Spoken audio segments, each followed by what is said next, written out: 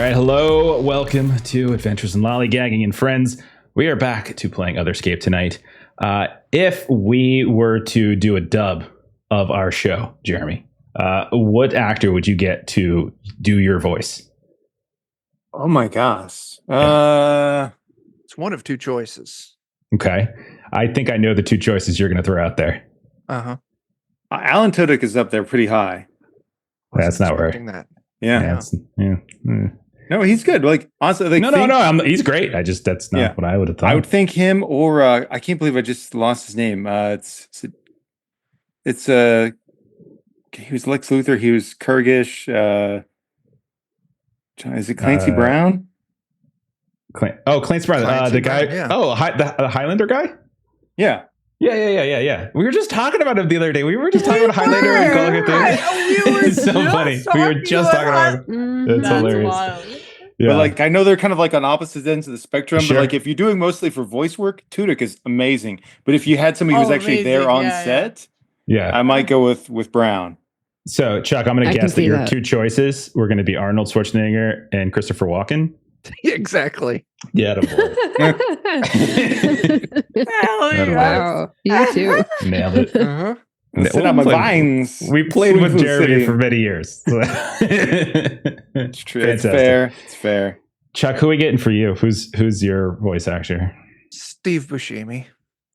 Steve Buscemi. Okay. Quality.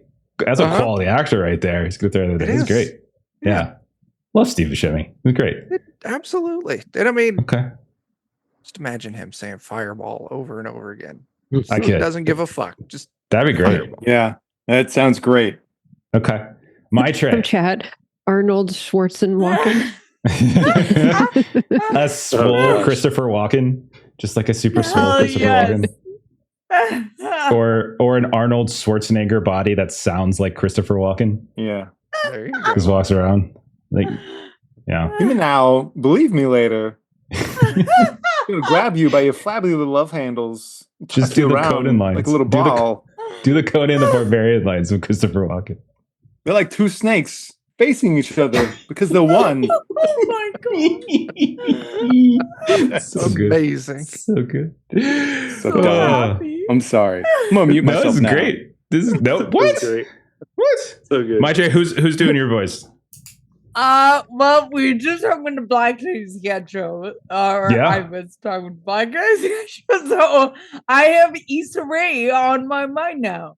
And like she's a smart and underrated comic performer. And I think she'd do amazing voice work. That's excellent. Okay, we're putting together a pretty good I don't know if we have the budget for this. I don't know if we make enough on to really get this, but we'll work on it. Work on it. Joe, who's gonna say I'm gonna Benny that? Who's gonna be saying that over and over again? I'm just horrible with names. So the first person that popped in my head was Jason Mantzoukas. I don't know how to say his name. But he plays. Hell What's he do? What does he do? Oh, he's the funny voice as I know fuck. him What from. the fuck is he? He's He's from Brooklyn The Good Place. Nine-Nine. He's He's from The Yeah, Good he's a Place. bunch of stuff. Oh, okay. Okay. Yeah. Okay. Yeah. He's like Janet's creation in The Good Place. And Yeah. He's Rosa's like Oh, insane okay. undercover He's boyfriend. Pimento. He's Pimento, exactly. Yes. Oh my god, that dude was so funny. Oh my god, I love that guy. He's so He's good. hilarious. Too. I really like Great him in choice. Parks and Rec. I I was thinking him from fucking The loved League, him too. as like Mhm. Dennis, whatever Mhm. Feynman, I think, in Parks and Rec. I like him in Who's just Invincible this, like as well. super evil guy. Yeah. That's a He's great an choice. explosion Yeah. in that. Yeah. Yeah. Awesome. All right, Adam. Who's Adam? Who's gonna be your Chatham. voice? Wes Chatham Ooh. from The Expanse. The Expanse. Yeah. Okay. All right. Okay. I like it. I like it. Okay. Is that I like the guy that plays Amos? It's Yeah. Amos, yeah. Best character on that show. Well, I don't know if it's best character. What's her name is the best Yes, character. is up He- there. he's I my feel favorite What's her by name? far. Oh, what's her name? What's her name? talking about the president? Avistrala is like my She's pretty favorite. great too. Oh. No, my She's favorite. awesome. My favorite is the what's her name? Oh my god, she's like the head of like the belter faction towards the end. Oh, I fucking love. I know Drummer. Yeah, Drummer. I love. She's my favorite. She was my favorite character. I love Drummer. She's my second. Amos is great. Don't get me wrong, but like Drummer was my favorite. Okay, Melissa, I saved you for last to give you plenty of time. No idea. Absolutely no idea. What? None? Oh my goodness! Who's going to Jennifer Garner? Because I'm still picturing your character as Electra. Jennifer Garner's That's not a bad get, though. To be honest, that's not a bad get. I like it. Okay, well we have the cast meets the crow, like a weird little mashup. Instead of red leather, it's black leather. Amazing. A little bit more make. Oh my god. Okay. Well, I like that we've brainstormed that. I will get on that. I'll send out some feeler emails. And do it. We'll see if we can just do like a whole new production, right? It'll still be your faces. It'll still be and we'll just like I'll script it out, send get a transcript of the show, send it to everybody, and yeah, well, there we go. We'll just burn through. Do a series of cameo hires. Yeah, that'd be great. Yeah. Oh my goodness. Okay. All right, we ready to go? That was fun. That was a fun little little prompt there. Okay. So last time around, you all assaulted and/or infiltrated Siltbound headquarters. I use and/or because, a little bit of both. A little column A, a little column B. It really depends on which group we were following. Let's see. A group of Siltbound were chasing after Ivan because he sent a big fireball to explode a nearby building, but you were able to Darkwing duck your way out of there, climb down the rooftop. A pair of these Makara worshippers chased you into an alley. Verana helped by resurrecting dead coral for a wall, trapping you in the alleyway with them. But you were able to use like a mounted debris to escape into a vent. Verana, you were able to find an upper floor entrance into the HQ, and you kind of stumbled into the employee area. Meanwhile, inside, Mallerie, you managed to get a sort of a limited layout of the aquarium, and then you and Agaricus raced off to the security station to try to get more access. You broke inside, you killed the security personnel. Agaricus, I think you strangled him a bit. And then Mallerie, it took a little time, but you were able to eventually get with, I think, your recovered security drone. You were able to get into the network and kind of trick at least half of the drones into thinking that they were depowered and they had to recharge. So like half of the security drones in the area are no longer functional. Rika, Clover, you stayed behind in this big exhibition hall with all these tanks, these nasty looking tanks, some of which had these bioluminescent creatures in it. And you were trying to draw attention away to allow Mallerie and Agaricus to get up there. Rika, you Kool-Aid Man through a wall into a mechanical room. Clover, you sabotaged one of the tanks. Rika, you delayed one of the Siltbound priests with your rugged charm.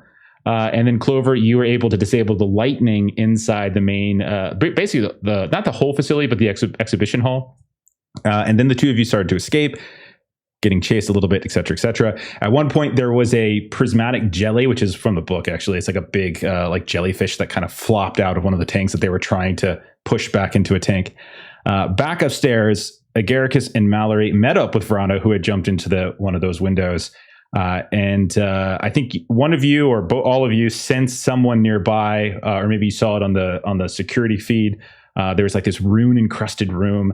Agaricus, you broke the door down on top of yourself, and then that revealed inside a woman who was going through some kind, it's like she was sort of like plugging herself in with kelp into some of the devices, and she was kind of channeling and going through some sort of ritual. And as you looked at her, you all realized you recognized her. It is Coco Almond. One of your objectives from Nostalgia Jack was to recover her. As Nostalgia Jack said, she was a prisoner. You also saw Coco Almond on an advertisement when you were first going down the elevator to get down into sunken California. But here she was with some scales on her face, and sure as hell didn't seem like she was a prisoner. And that's where we ended. It seems like. Okay, so we all ready? So your two main objectives, again from old Nostalgia Jack, were to recover Coco Almond, and then to end the Siltbound threat. Open-ended in terms of how that happens, and whether or not you guys want to still continue with those objectives or do something different. Everything's entirely on the table. You all do what you want. We'll see how this is going to go. Let me get some little music on. Okay, so we're going to start actually with Rika and Clover, who are escaping out of the exhibition hall. We can see that the lights have gone out. There's occasional signs of like flickering lights as some of the security drones that haven't been disabled are still there. You can hear the basic hum of them, but there's far fewer than there would have been.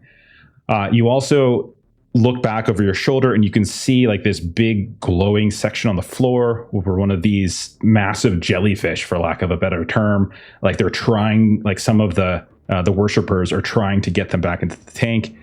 There are a handful of folks that you think are chasing you, but it's hard to see them specifically, but you're pretty sure you hear the sounds of voices, whether it's the caster that you were talking to, Rika, or whether it's some of these other workers, you're not sure yet, but you're getting chased.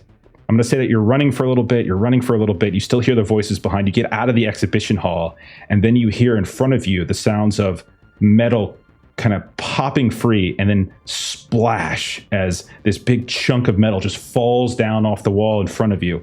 And you see a big sploosh in the water, and you see a head popping out from the cut in the wall where the vent was.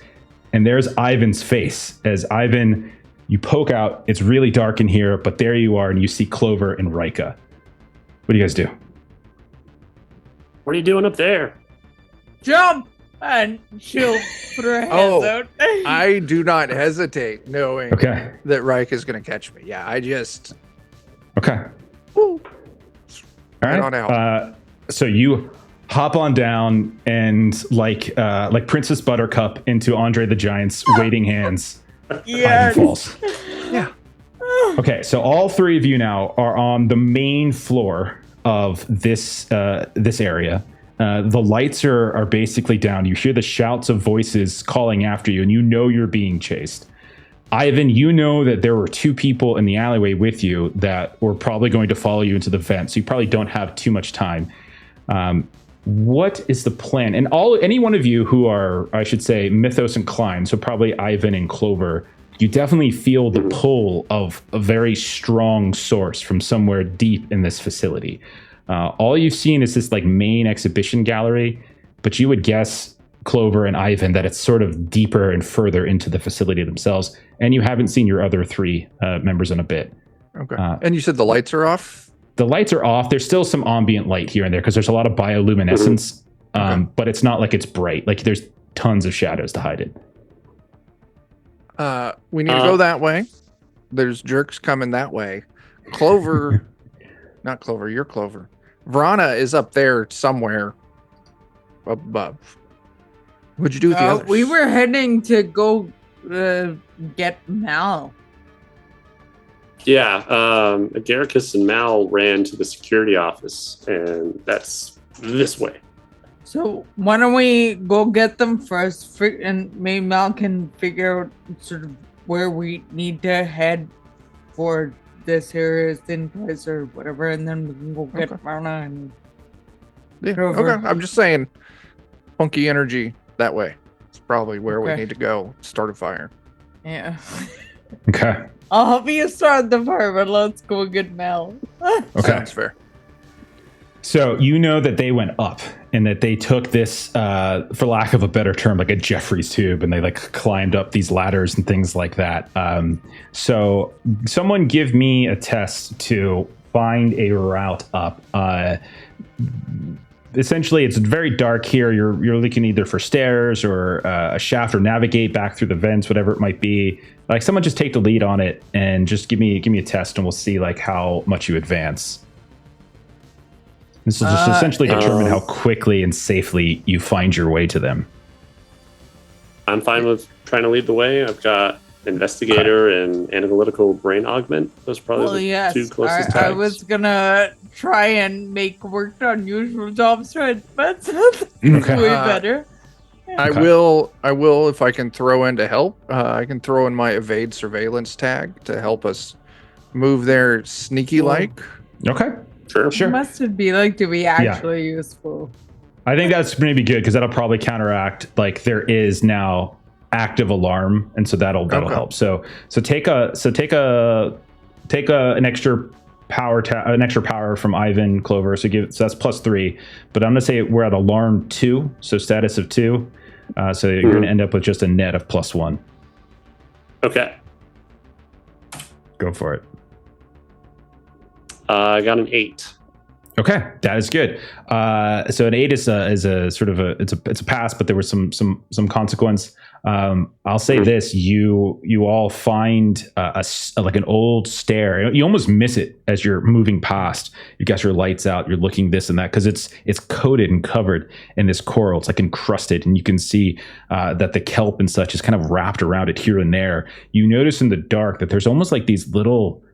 Like there's almost like circuitry in some cases in some of this kelp. You can see these little like bits of lightning just kind of like skirting through them here and there. And that seems to almost serve like guide lights. And you find this stair. As you're climbing up it, you do hear the sounds of voices above. And so this is essentially, I'm going to say consequences here is that you hear the sounds of voices. You're like, where are they? I heard something down there. And then you look up and you can see there's a group, not of the big, literally monstrous serpent people, but more like the folks that were on those boats. And like you've seen, these are essentially the most amount of, like the highest population of people. They just look like people with like graphs of scales and sharpened teeth. And some of them are carrying like these old rusted guns and stuff like that. As you see like a group of them kind of looking about. They don't spot you immediately, but you see them looking and kind of covering some of the upper levels of the stairs. Think about how you want to handle it. Let me jump over to the other group, and then we'll come back to you guys.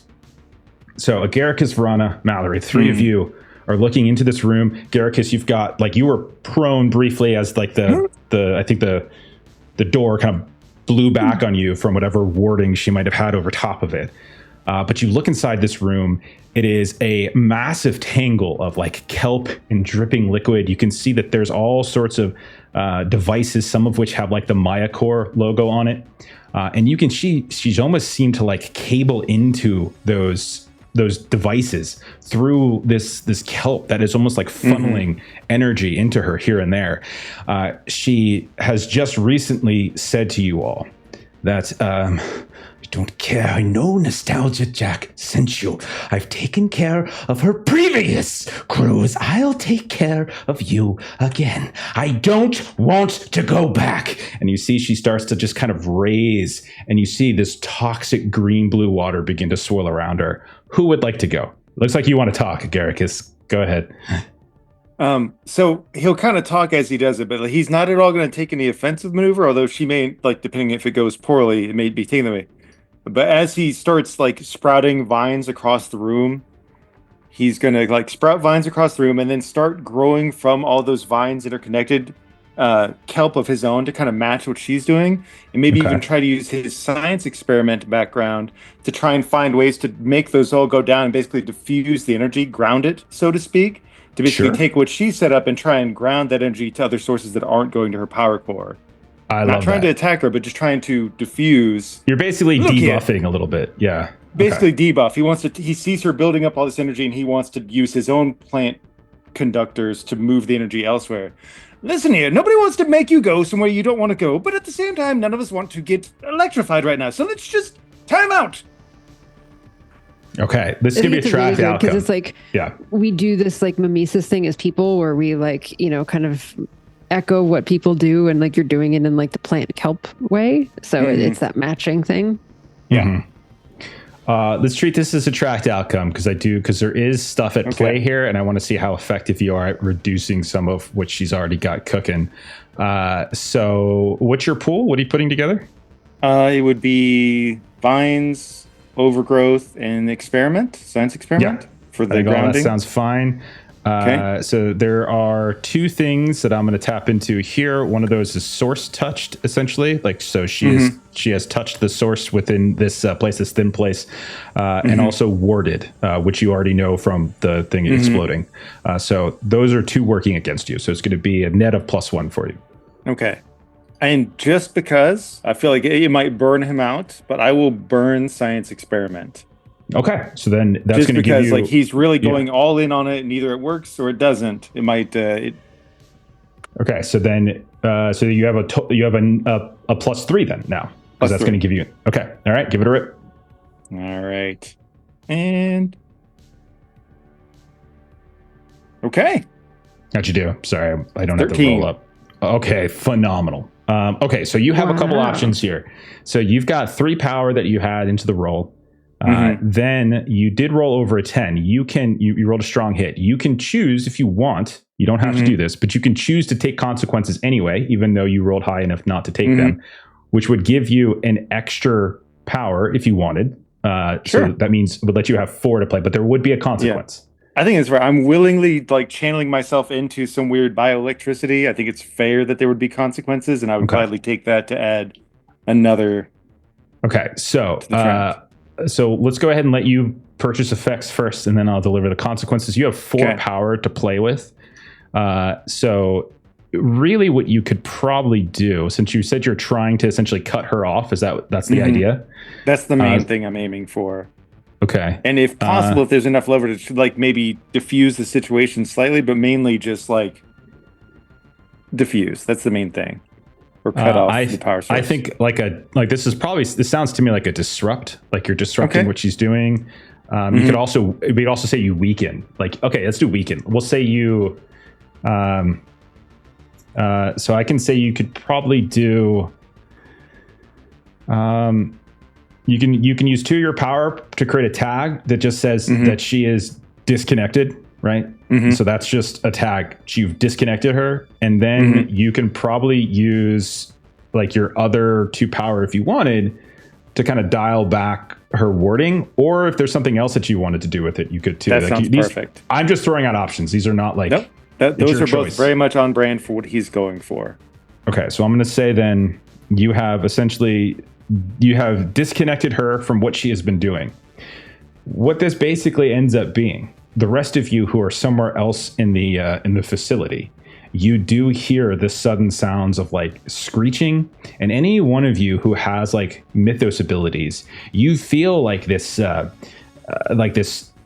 sudden sense of anxiety, kind of coursing through the air, right? You just sort of feel that happens. Now, those of you who aren't near Agaricus, you obviously don't know the cause of it, but this is sort of what Ivan and Clover and Verana and I would say Mallerie too would probably feel.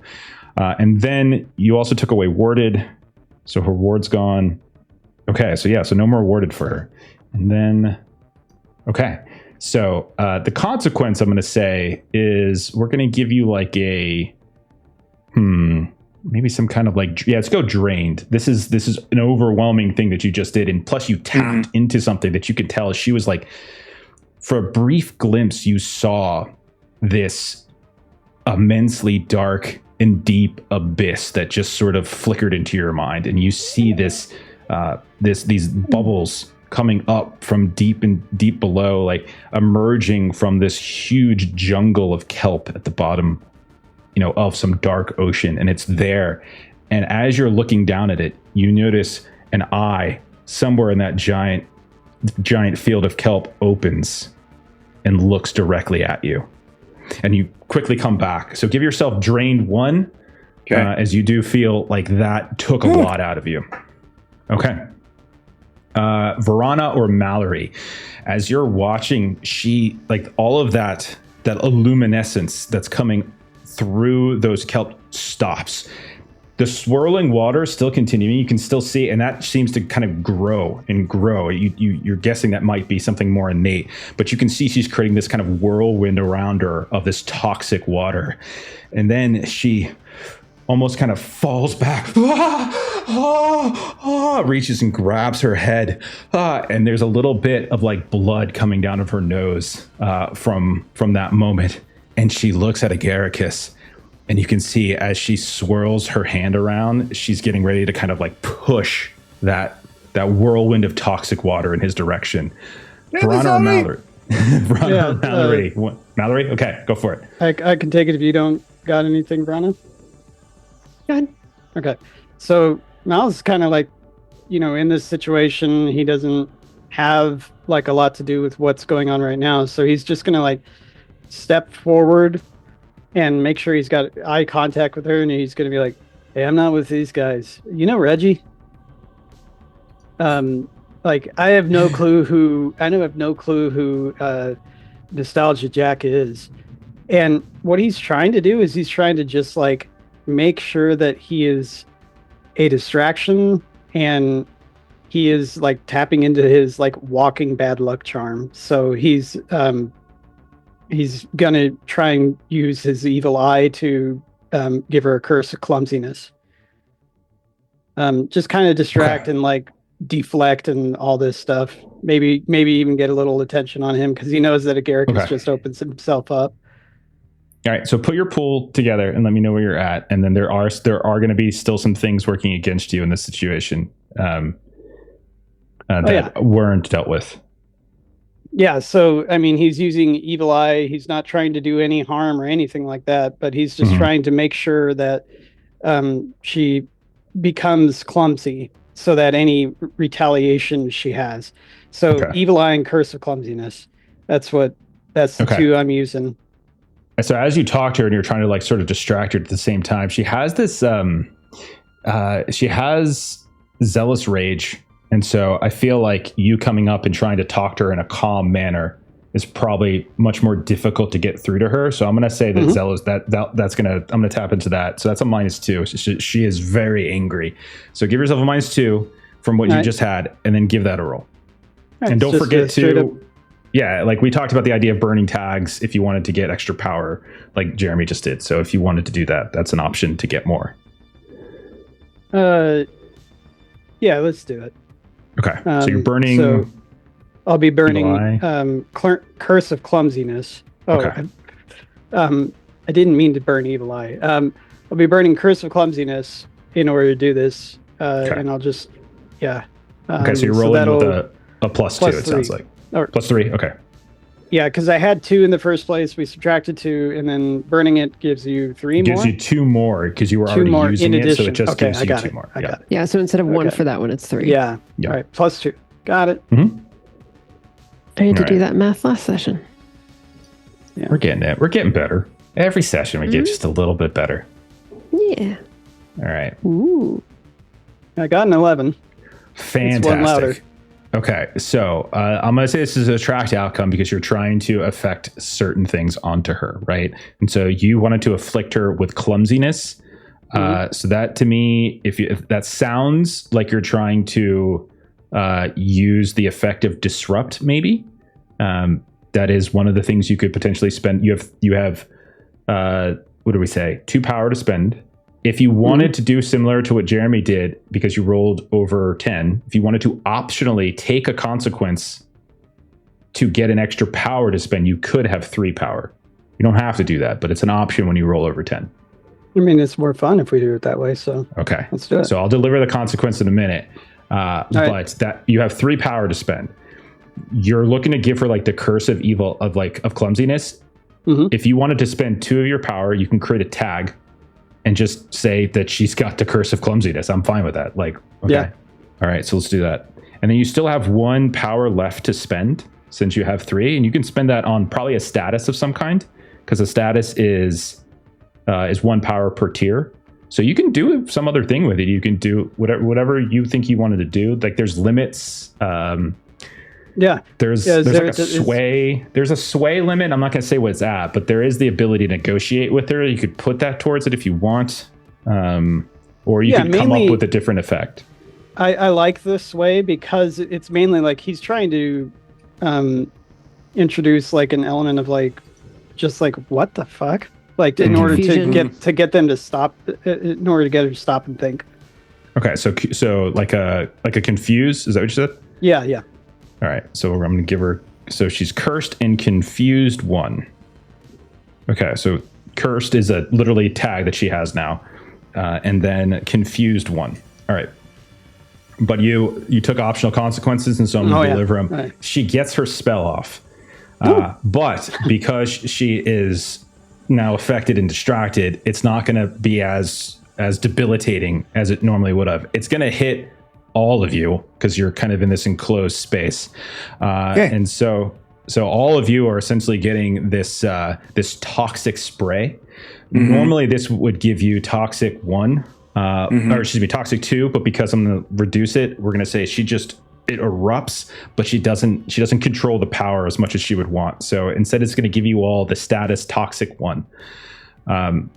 If you already have a toxic 1, then don't forget, like we learned how to do status stuff properly last time. Toxic 3, because I already had toxic 1 and 2. And Jeremy, I think you're going to go to 2. Yeah. Is there any chance to try to resist it at all, or to mitigate? What do you have that you would try to mitigate it with? I've got alert to danger, resist injury, and bark armored skin.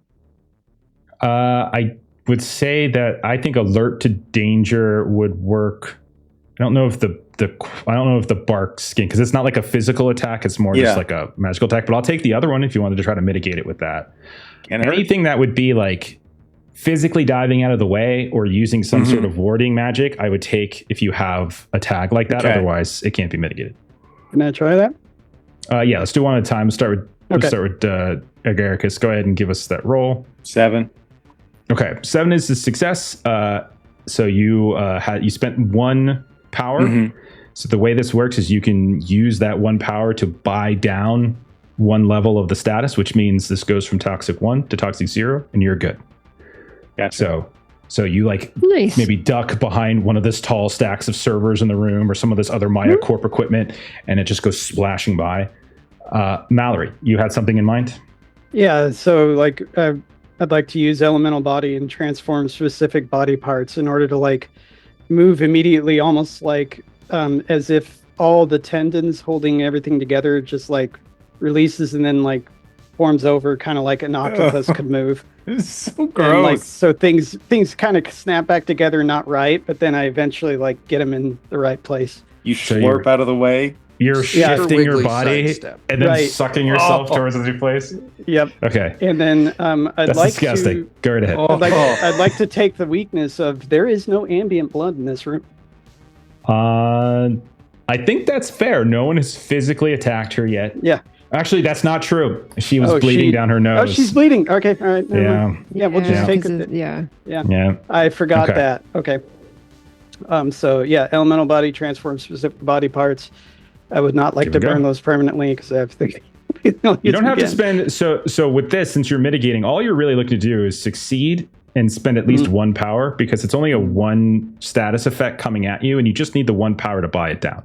So I would say in this case, you probably don't want to burn tags. I would say it's probably not necessary. Is it still 2d6 plus 2 because I called the 2 tags? Yeah. Or just that's 2? fine. Okay. Yeah, I would just recommend not burning them. And these aren't ones that you use for the initial roll, right? No. Okay, good. I mean, well, the ones I've burned have not been for the initial roll. What I'm saying you're talking about that. Oh, You used Evil Eye and no, I did not. The other ones. Okay. Yeah. All right, give it a go. I got a 9. All right, 9 is good enough. You can spend the power to also do exactly what you say you do and suddenly shift and ribbon move yourself with your tendons and nastiness. And that gets out of the way of this burst of toxic water. Verana, do you have anything that you think would mitigate this? I don't think so. Really the only thing that I have is ancient fighting techniques, and I just don't really see that. That's fine. Then you take your toxic 1, which for you makes you even more. And then let's go ahead and is there something that you would want to do before we jump back to the other group? Yeah, so what she was thinking is, because she's got tragic loss and nothing hurts more than this. So Coco had just talked about how she's killed all of the others that Nostalgia Jack has sent after her. And so Verana is almost trying to match her kind of emotional intensity of if you don't want to go back, just say you don't want to go back. All these people don't need to die because you're happy here and you don't want to go back. And just trying to what is it about being here that she just wants to stay here? And we don't need to keep slaughtering people over what feels like a miscommunication. Can't we just kind of going trying into to that say stop this senseless violence? Is that what you're saying? I am. And then we all just get 2 guns come out of the college. Yeah. Yeah, pretty much. Absolutely. I'm gonna still say Zealous Rage is in effect here, so this is gonna be a -2 from where she's at. Okay. One of the things you could do if you succeed on this, you could either work towards the sway limit. You could also buy down her status. That status is Zealous Rage. That's another thing you could do. You can try to calm her down. So there's a lot of ways you can play it. Just you tell me what you would want. But what are you tapping into and what do you roll? So I'm tapping into tragic loss and nothing hurts more than this. because both of those feel connected to death and death being senseless. Okay. Sounds like a flat roll then. Which is then a flat roll. Okay. And I rolled a 7. Okay, a 7. So with a flat roll, you always have the minimum of 1 to spend. So you have 1 power to spend, even though you had a flat roll.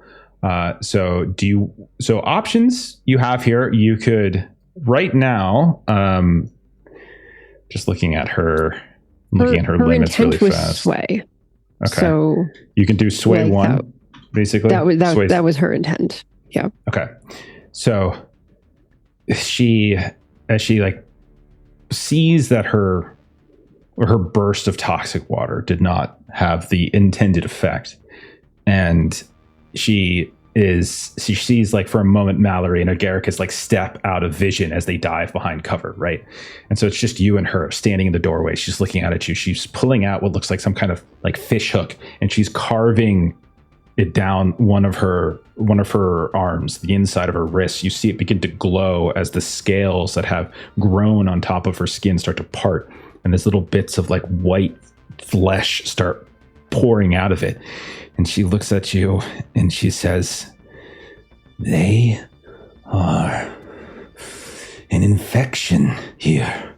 It is their way that has ruined this place, that has made this place so toxic, so terrible, that has disturbed the slumber of our great deity. They are a blight. If you wish to cleanse a blight, sometimes you must burn it away." And as she says all that, this moment, so she seems to at least engage in conversation, and you see starting to plop out of her wrists, much like some of the other casters here, you see these like glowing eels just begin to grow out of her. Mm-hmm. But we're going to cut.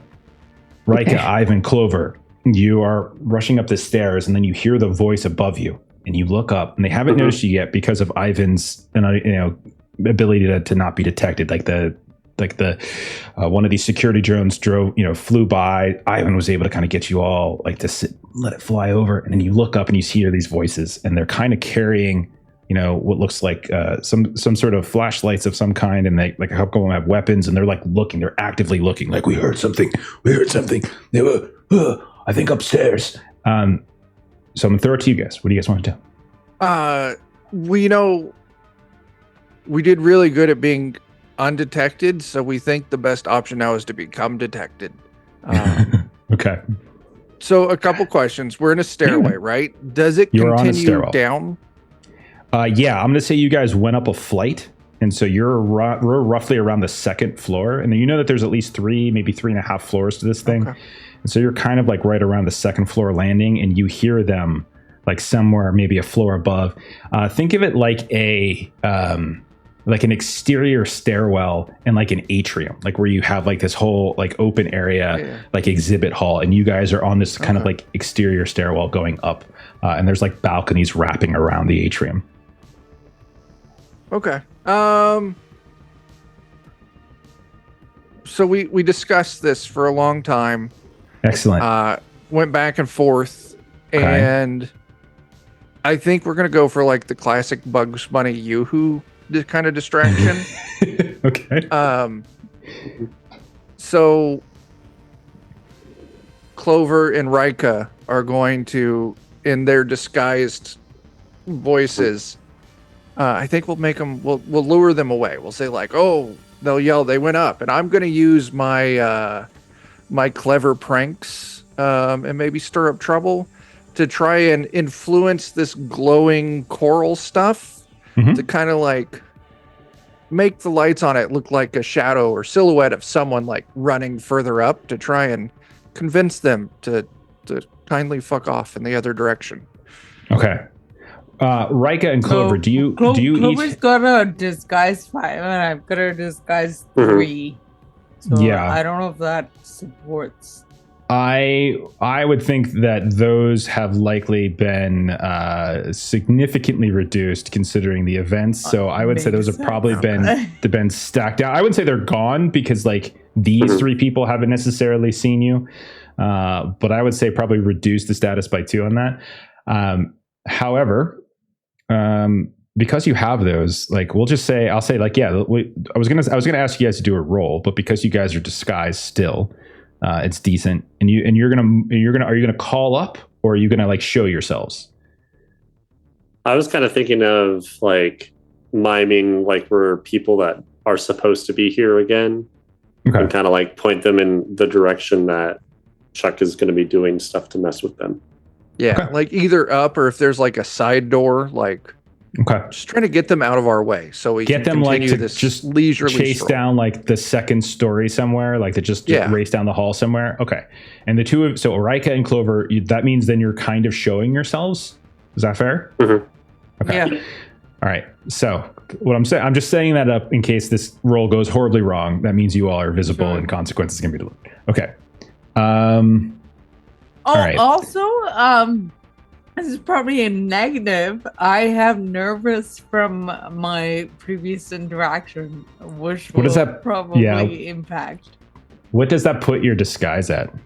I am at disguise 1 since you told me to take it down to 2. If I'm at nervous 1, then I probably, I don't know, is it a straight 1? I'm at disguised 3. Okay. All right. I'll say, how do I want to play this? Okay. Why don't we just say this? Let's just move this along. Clover, your disguise 3 is good enough to grant, I'll say, Ivan between you and Rika combined going up there together. Ivan, go ahead and take a plus. Go ahead and take 2 power, 1 for each of them. I think the disguise of Clover coupled with the disguise of Rika, even if she's acting kind of shifty, Clover can probably cover. But if this roll goes wrong, this could go bad. So okay, that's fine. And I still have I'm sleepy 1. So I'm going to turn that into it'll be a 3 altogether. Yeah. I don't really see anything that they have that would probably be affected by this. So I think, you're good. Okay. Give it a roll. I roll super good in this game. It's going to be great. You got this. How's it? 13. Wow. 13's phenomenal. Wow. Okay. Holy crap. Yeah. 13's phenomenal. I'm going to say that they buy it. They're like, oh, they see Clover, they see Rika coming up, like, oh, and they look at you, and you both have like the drippings of kelp. You look like you've been in the water. You got like these toxic burns here and there. Like, oh, where'd they go? We heard that there was some. They were in the exhibition hall. Have they made it to the gallery? Have they? They were like behind us, and then they were over there, and then the glass broke, and then I think they're going that way now. That way. And then as they look that in the way that you're pointing, Ivan, you tap into the coral, and that kind of shuts off a few and brightens some others, and it casts these strange shadows. There they are. And then like 3 of them start running down. 13's plenty, I'll say. That's plenty. We don't have to track that. Okay. So they start running down the hall. Okay. So the 3 of you now have an open staircase up. Is that what you want to continue to ascend? Yep. Yeah. Okay. Trying to meet up with everyone. I'm trying to get to Mount. Yeah. You rush up and you get to the 3rd floor. You everything's again kind of crusty and dark. All the doors here, like at one point they had security properly on them, but you can see like things have just been overrun by whatever this growth is. You more than once pass like the disabled security drone laying on the ground that thinks it's out of energy, like it's just laying on the ground, zzz, zzz, zzz, like a bee that's just kind of caught and doesn't know that it can get up and fly away. And you're able to kind of follow that until you see a security station, and like the door's cracked open, and you look inside, and there is a dead body on the ground. There are signs of Agaricus's vines like strangled around its neck here and there.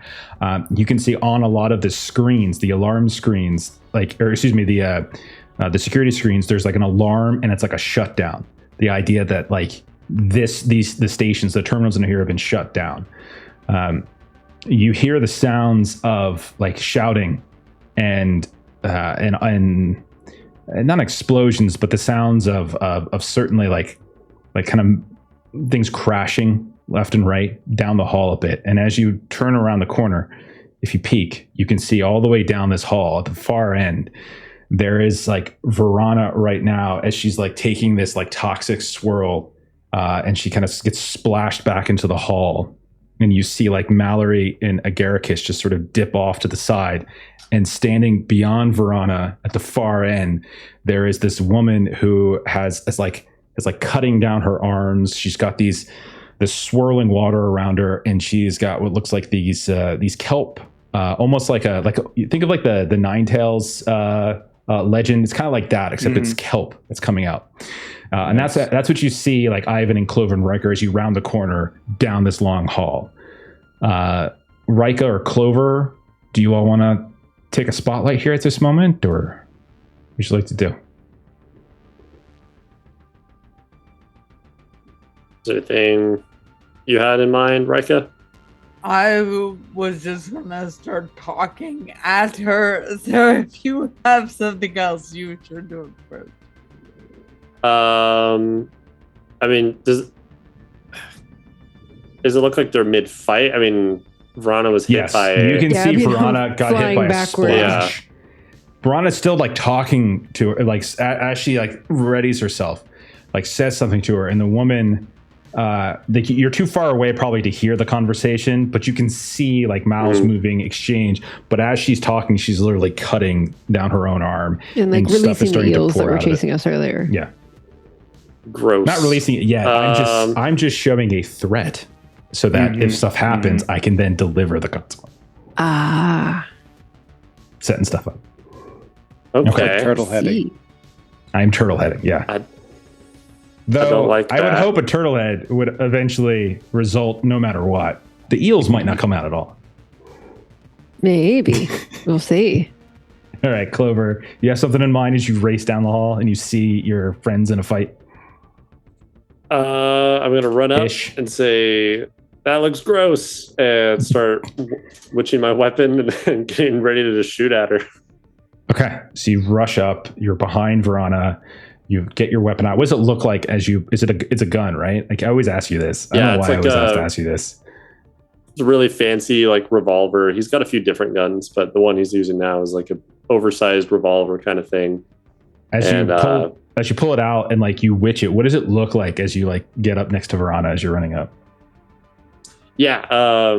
So the witching, I always picture his hand, like his whole body is covered in these tattoos and things. So I always picture like symbols of them kind of floating off and hitting the gun, and like there's this purple and yellow kind of light going around it. And you see some of these like symbols kind of embed themselves into the gun as he's doing it, and you see it kind of tarnishing the metal a little bit because it wears it. Yeah. Okay. Yeah.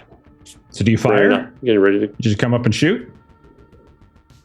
I think so, because it looks like she's pretty hostile. It definitely looked like Verana just got. You see like coming off of Verana here and there where the water kind of hit her. Okay. Yeah. So I don't know I'm not going for like because she's kind of like tied into stuff, right? Like right. So basically, mechanically, we're doing a tracked outcome. You're gonna put together a pool. I got some statuses that might affect it, but then you're going to potentially have some power, and then you can decide what you do with it, like whether you want it to actually hurt her or whether you want to use it to shoot her and disable her. Like you get to decide how it's applied. It's not just because you're saying you're shooting her doesn't mean you're like automatically killing her. You have to elect to do that. Cool. So since you're shooting her, the one status that she has that I think, or the one tag that she has, I think, is she has scaled skin, which is pretty standard for pretty much every one of these things. So I would say that would work against you. And that's probably it. All right. I'm thinking of leveraging weapon witching and maybe knowledge of the occult, trying to get like a feel of where the best way to shoot and interrupt this is, and kind of put my magic in to mess her up. Okay. So you're trying to use your knowledge of the occult. You see her casting and you're firing in such a way as to prevent whatever it is that she's doing. Okay. Yeah, that sounds good. And so there was 2 tags that you just pulled up? Yeah, Am I? 2. So Okay. net of 1 because Net of you 1. said there's scaled skin. Yeah. 6. Okay. 6 is no good. Okay. 6 is not good. So as can I decide to burn retroactively? no, we shouldn't be doing that. We're supposed to I was doing that initially just because I had forgotten about that rule, and so I wanted to give you guys the opportunity, but we played with it long enough. I couldn't remember if that was stick with it. The rule or not. No, I think I'm just going to deliver some consequences because I want her to do some fun stuff. Okay, so you fire at her, but as like the bullets fly in, she still has like this residue of a swirl of water, and like you can see like your bullets as they come up, they almost just get redirected, and you see like thump, thump, thump, right in the back of the wall. They just kind of embed into like the part plaster, part coral that has kind of attached itself. Instead, what's going to happen is she finishes that ritual, and you see bursting out from her. You can see all of these like eels that just like erupt, and they start to scatter and go all sorts of different directions. But they're all. I'm going to say they're only going to sort of get onto 2 people. I'm going to say Clover and Verana. You 2 are kind of like right there in front of her. That's how we were describing it. So I'm going to say the 2 of you get eel infested 2. As this disturbing number of these small eels are each about yay big, but as they're falling out of her body and flopping down onto like the floor, which itself is encrusted with all this sea, these sea features, they begin to grow with every inch that they move. And by the time they get to you, they've grown into like these full length eels, and they start to wrap around you. So the 2 of you.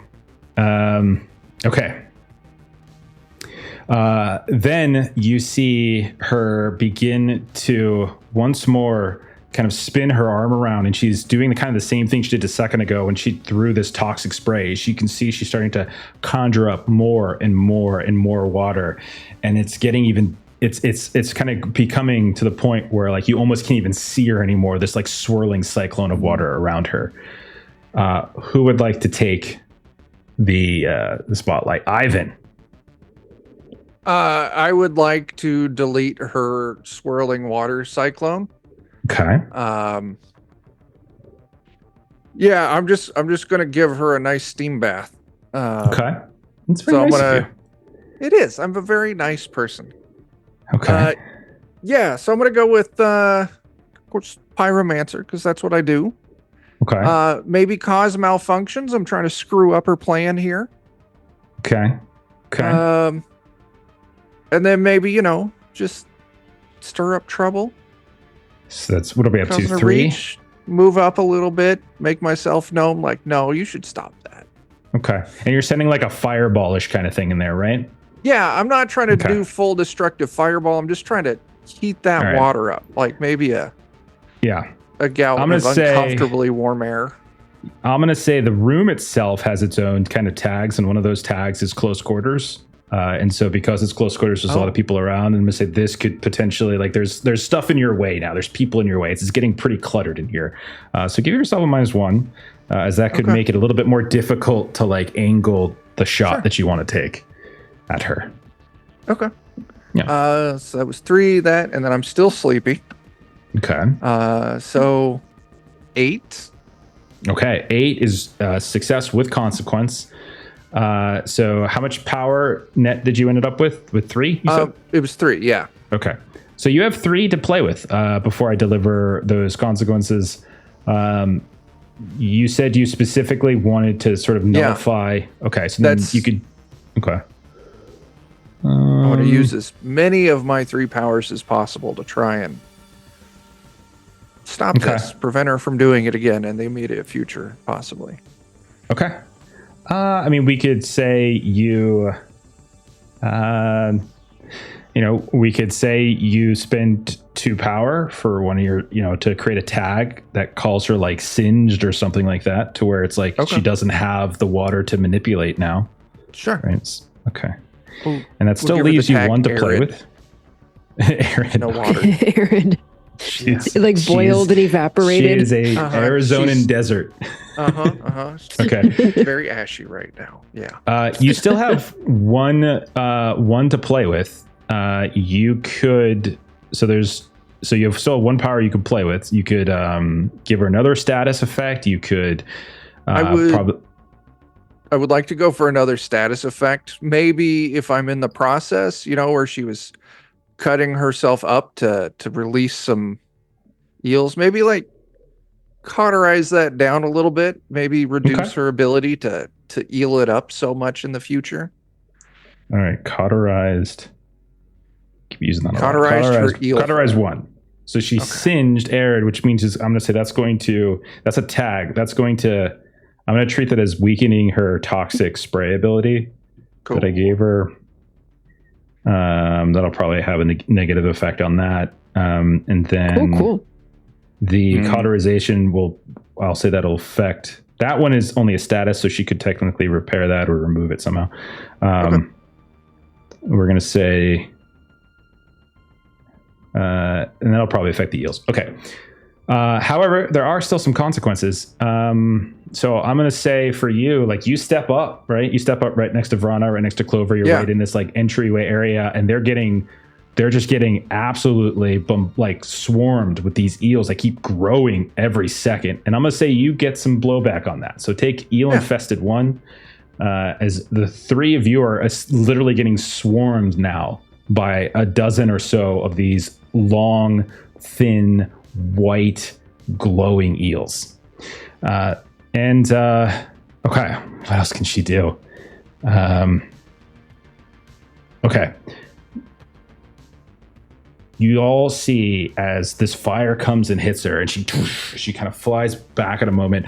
When you look at her again, some of her hair that is still there, and she does have some, is kind of scorched away. You can see her arm is blackened from where she maybe shielded herself, and it kind of right at the wound for where she cut to release some of these eels. But then she instead kind of reaches to her chest, and you can see her like grabbing some kind of necklace. It's leathery. It's got like a leather cord, and there's almost like a seashell or something like that, like hanging there. And she grabs and she begins to chant, and that is what we see. Rekka, have you taken the spotlight yet in this scenario? Do you want to try something? I have not, but I would love to try and take a shot at the necklace. Okay. Specifically with my source harming ammo. Okay. Ooh, nice. That is fantastic. Okay, nice. I think I'll say the cluttered. Also, guns and more guns. Of course. 2 guns at once. Okay, so that's 3 you're tapping into. Yeah. Okay. The close quarters of the area is going to apply just like it did against Ivan, so that brings you back down to 2. Yep. Trying to see if she's got any. Nervous attack on here? I think that's fair. Yeah, that's fair. Your hand might be shaking a little bit. But I will say, Mallerie gave her cursed with clumsiness, so she might be stumbling around a little bit. So I'll say that will go in your favor. So you'll take a plus for that. She's got a lot of stuff on her. Net plus she does. So it sounded like you net plus 2. You used 3, right? I had 3 tags. One I goes gave you a away 4th because of nervous. So net of 2. Yeah, net of 2. Yep. Okay. That's I rolled a 9, so it's an 11. Okay. So do you want to? So right now you've got 2 power to use. You're specifically saying you're trying to shoot away the thing that she's reaching for. Do you? I'm could to destroy it. If I can use both 1 power to ensure that. So we could just say, trying to see if there's a.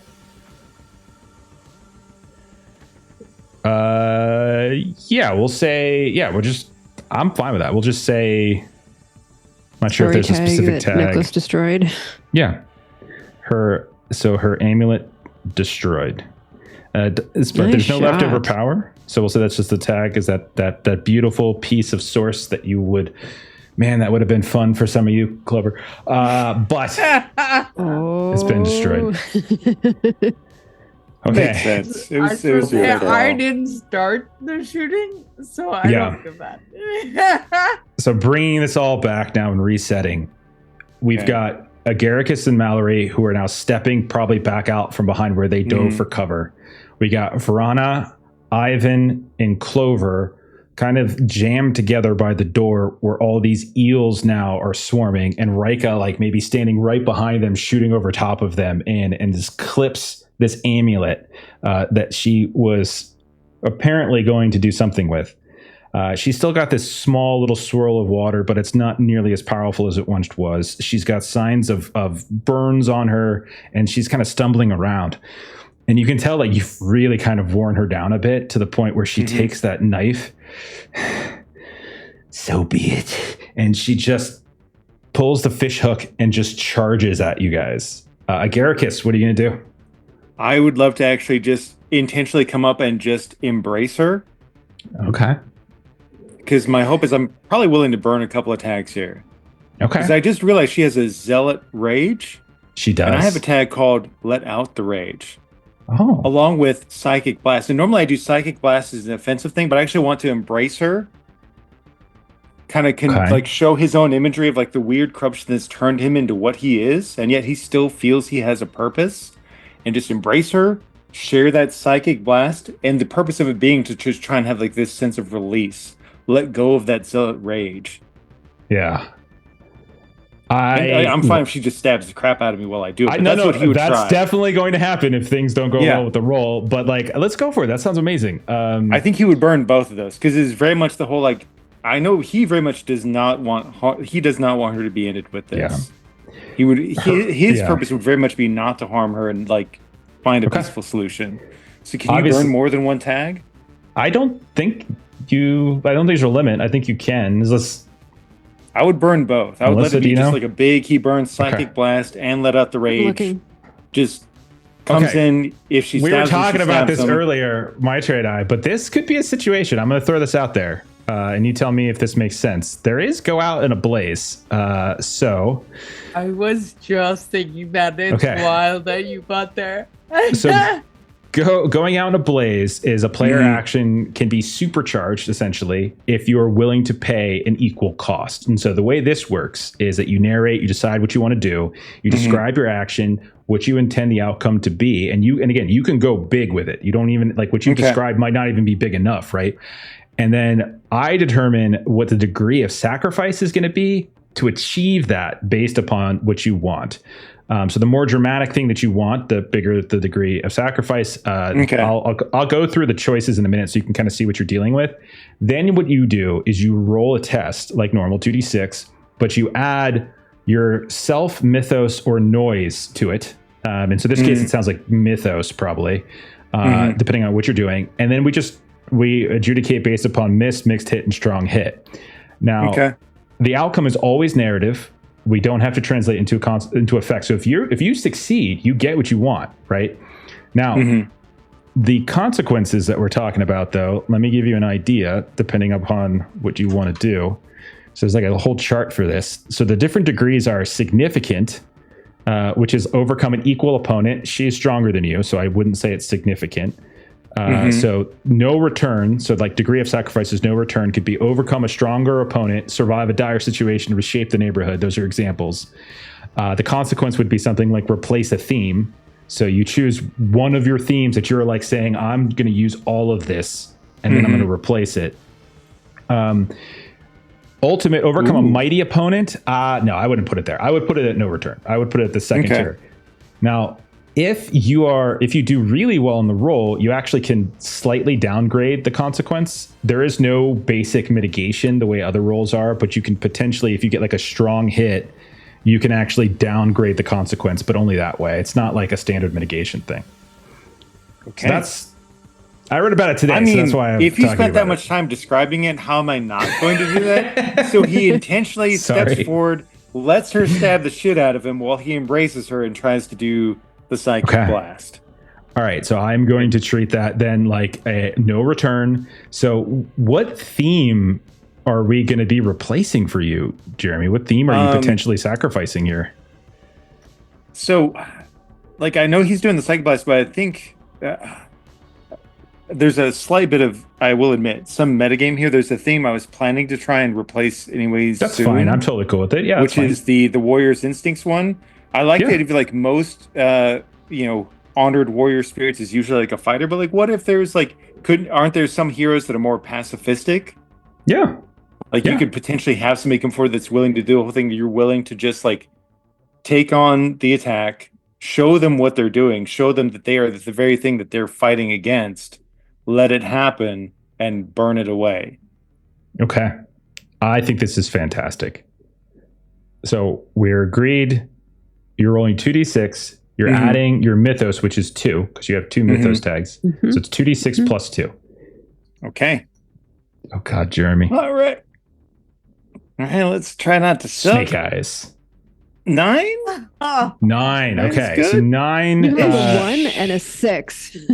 Yeah. Just both hands. Let's just, Okay. So the 9 is that you achieve what you set out to do, but you do, in fact, take the consequences. Because there's if you roll high enough, like I said, you could downgrade the consequences. So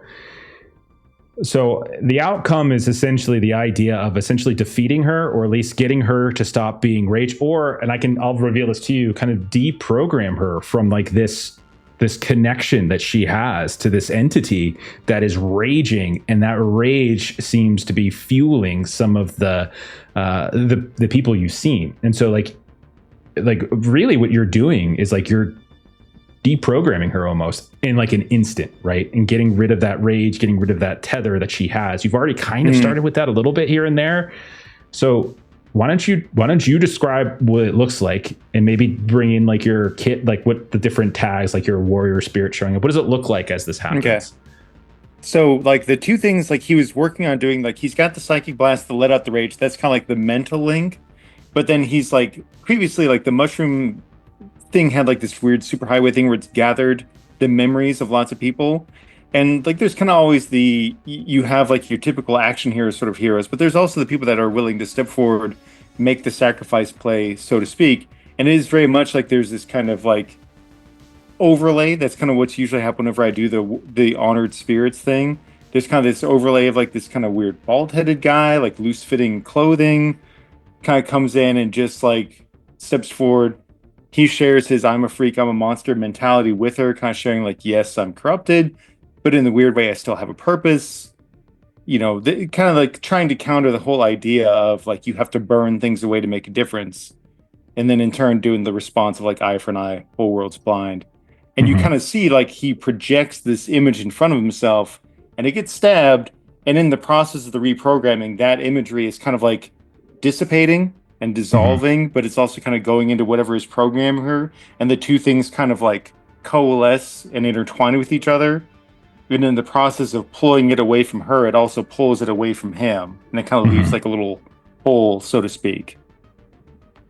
And so as you hold her, you eventually feel her go limp, and you can feel yourself lose a bit of what had comprised you, like that part of you can feel it's gone. Like there's no longer those like voices in the back of your head. You hear the sounds of your friend. That was amazing. That was amazing. And you feel like this like little pet on the back of your neck. You are a true hero. I'm trying really hard, Mom. Oh, it's okay, sweetheart. You are magnificent. And as you look much. As you look down in your arms, you see that she has kind of fallen off, almost unconscious, like her eyes are blinking. You see some of the parts where the scales are beginning to like go ashy, and they kind of start to crumple and fall off, leaving this skin underneath that seems raw and damaged, but like the scales are falling off. You can see, all of you that are looking at this and not dealing with the eels, you can see those appendages of kelp just shrivel and just die like these wilted pieces of spinach on the ground. And then her eyes open.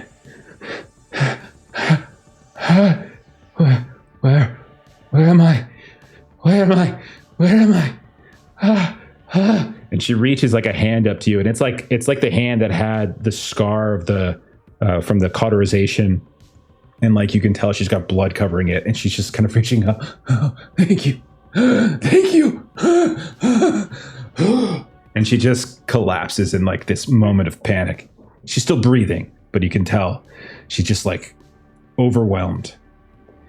Those of you that are being swarmed by eels, those eels immediately fall limp onto the ground and begin to like wiggle and then shrivel, and then they turned into these like dried raisin-like images, and then everything calms for a moment. What do you guys do? Mission success. Garricus. What? Absolutely. Good work. It really hurts when she's stabbing me. Okay, I can help with that if you. And she kind of like pats Coco a little bit and just tries to move her off to the side a little bit. You know, kind of like instead of resting on one shoulder of Garricus, she kind of rests on the other, so that Verana can try to do a little bit of healing. Okay. You want to try to you want to help Garricus, or you're trying to help her? I'm trying to help Garricus because he got stabbed by her. So, I mean, yeah, that's true. But I think we were like narratively flavoring that stabbing, so he doesn't actually have physical wounds. The consequences were essentially the loss of his kit. Like that I theme kit lost is gone. one of my one of his themes cards, so to speak. Mm-hmm. So I no longer have access to honored warrior spirits or whatever. Yeah. Okay. I awkwardly put my gun away. Very slowly holstered. She's definitely wounded, but I would say, Verana, you don't get the sense that she's like on death's door. Like she's got wounds here and there, some of it from you guys, some of it from whatever they did to her or she did to herself, or whatever like entity had reached into her and kind of infected her in some ways. I mean, Garricus, you even saw the eye of the thing and it saw you. So you know that there was something that was kind of tethered to her. She was tethered to it. Something powerful. There was a big eye in the water with the kelp, and it was so big and scary. So and it was we get in the her sense brain. that she's fully severed from this now? I really hope so. You've noticed anything on her that suggests that she's like the scales are gone, the kelp is gone, like she's wounded and sickly, and definitely she has still suffered from some of the toxic burns and things that you all have.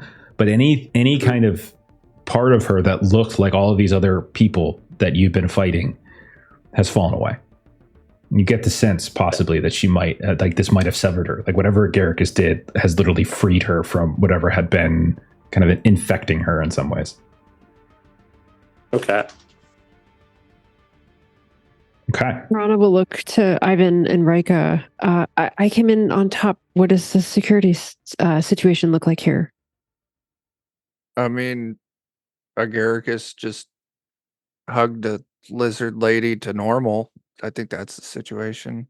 That's great. I know where I can sense where the thin place is if we wanted to go there. Or would we have a clear path?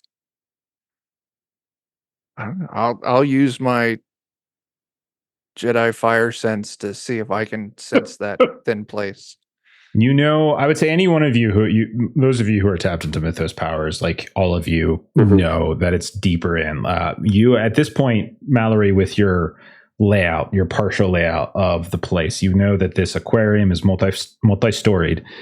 You know that there was at one point, like there was just like a general hall of exhibitions where all of these like standard tanks were. But you also know that there was kind of a featured like arena in the rear of the facility that featured much larger, much larger creatures of the deep. And that is likely where all of your various like mythos radar is kind of pointing you.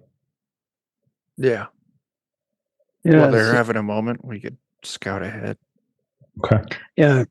We could go in, we could like free him or something like that. That'd be one way to get rid to like bring a balance. Oh, that's right, because you didn't like the thought of us lighting it on fire to get rid of it. What? No, don't worry about it. We'll totally free them. Yeah, that's what we're going to do. Yes. Let's go take a look. Okay. So are we sticking together as we move? Is everyone? Yeah, Why would I'm we interested make it in that I'm so tired. So tired. Yes, we stick together. So many split parties. Okay. Yeah, we can stick together. We stick No, together. that's fine. Okay. So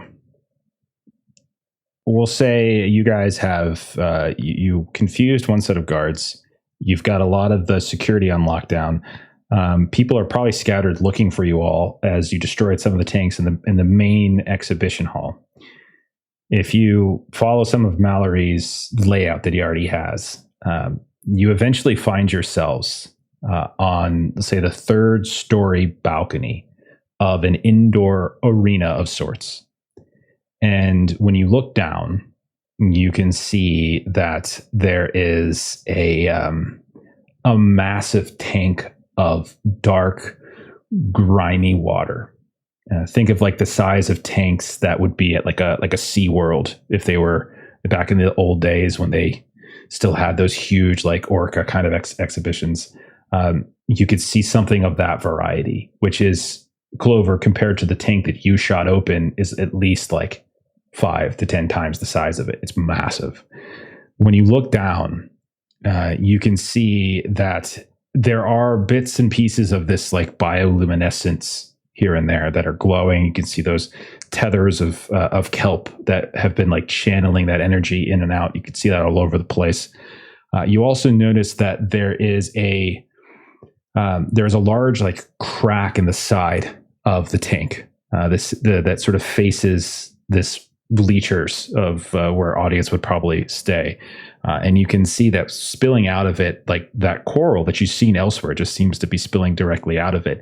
And the tank itself, that huge gap in the side, the water should be spilling out.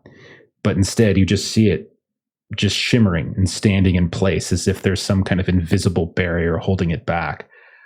You notice that the water is extremely murky. You can't even see through it. If there's anything in there that's illuminated, you can't see it. It's just dark and deep, and all of you can feel, those of you again with deep connections to various mythos sources, like you can feel like there's a heaviness, like the humidity or the weight or like a deep underwater pressure, like you've been sent to the bottom of the ocean and you can feel the pressure constricting against you. All around there are various fractured coral fragments. You can see the viewing benches and the bleachers themselves are kind of covered in it. You can see these large barnacles that have grown here and there on various walls and surfaces throughout. And every now and then you notice like droplets of water just kind of suspended in midair as they slowly like descend from these long drips of kelp that you can look out and see that you're on the 3rd floor. You know there's a 2nd level below you of a balcony, and then you know beneath that is like the bleachers that surround it. It is not an empty place. You can tell that there are some of those creatures or people with the robes and the staves. You can see that seem to be kind of standing guard down here. But otherwise, that's the only activity. You would guess that this here is like whatever a kind of entrance or whatever is tethering these people to this kind of corrupted thin place. Whatever creature in here is doing whatever it is. They call it Makar, but it doesn't mean it is. You would guess that is somehow, if you could either collapse this place or perform some sort of ritual to essentially sever that place from this physical arena, you might be able to kind of free its effects, free this area's effects. And that would be going through your minds as you're looking. So right now you're out of harm's way. No one notices you yet, but that's not going to last forever. So what are you guys talking about, and who decides to take a lead on a plan here? I'd like to try and... Oh, you can go. I was just going to say, from like an assessment, like Verana would be trying to do some combo of like sense, life force, and forbidden cult, just trying to see like what she thinks might be a good course of action, trying to get any kind of additional bits of information. So not like taking action yet, just trying to like help us with the planning. Yeah, I would say like there's nothing you probably need to roll in terms of to get anything else. I would say you probably are familiar with enough with like what a thin place is, what a source is, how to sever someone's connection to a source, or how to kind of close down access, or how, I think these are things that, considering your guys' backgrounds, you would probably have some familiarity with. So it effectively, you need to find a way to like detangle like the threads that are kind of magically anchoring this entranceway into this physical plane. And if you can untether that, then it will no longer have this aquarium to open up into. I'm fine with trying to lead the ritual on that. Rika is going to try and find some, because she is the only one in the group that has no mythos connection whatsoever. So her approach is going to be a lot more mechanical, I think, and she's gonna look for a physical nexus point or something that looks either like a concentration of energy or something that looks physically relevant to this, and weaken that in some way to make the ritual perhaps a little easier to do. Yeah, I would say, looking at it, it's the tank and likely this coral that seems to be growing out of that barrier of water that just seems to be stabilized. And it should be flowing out, but the only thing coming out of that massive tank, in the sort of the crevice in the side, is this growth of coral that you've seen everywhere. You even saw it in the server room, and you knew that it was like absorbing blood and doing weird things, stuff like that. Right. So Rika's gonna say to them, like, my approach is a little direct here. I can take down that tank if that's gonna help at all. I wonder if there's a release valve underneath it, like with the others. Rika goes to go look to see if there is a release valve.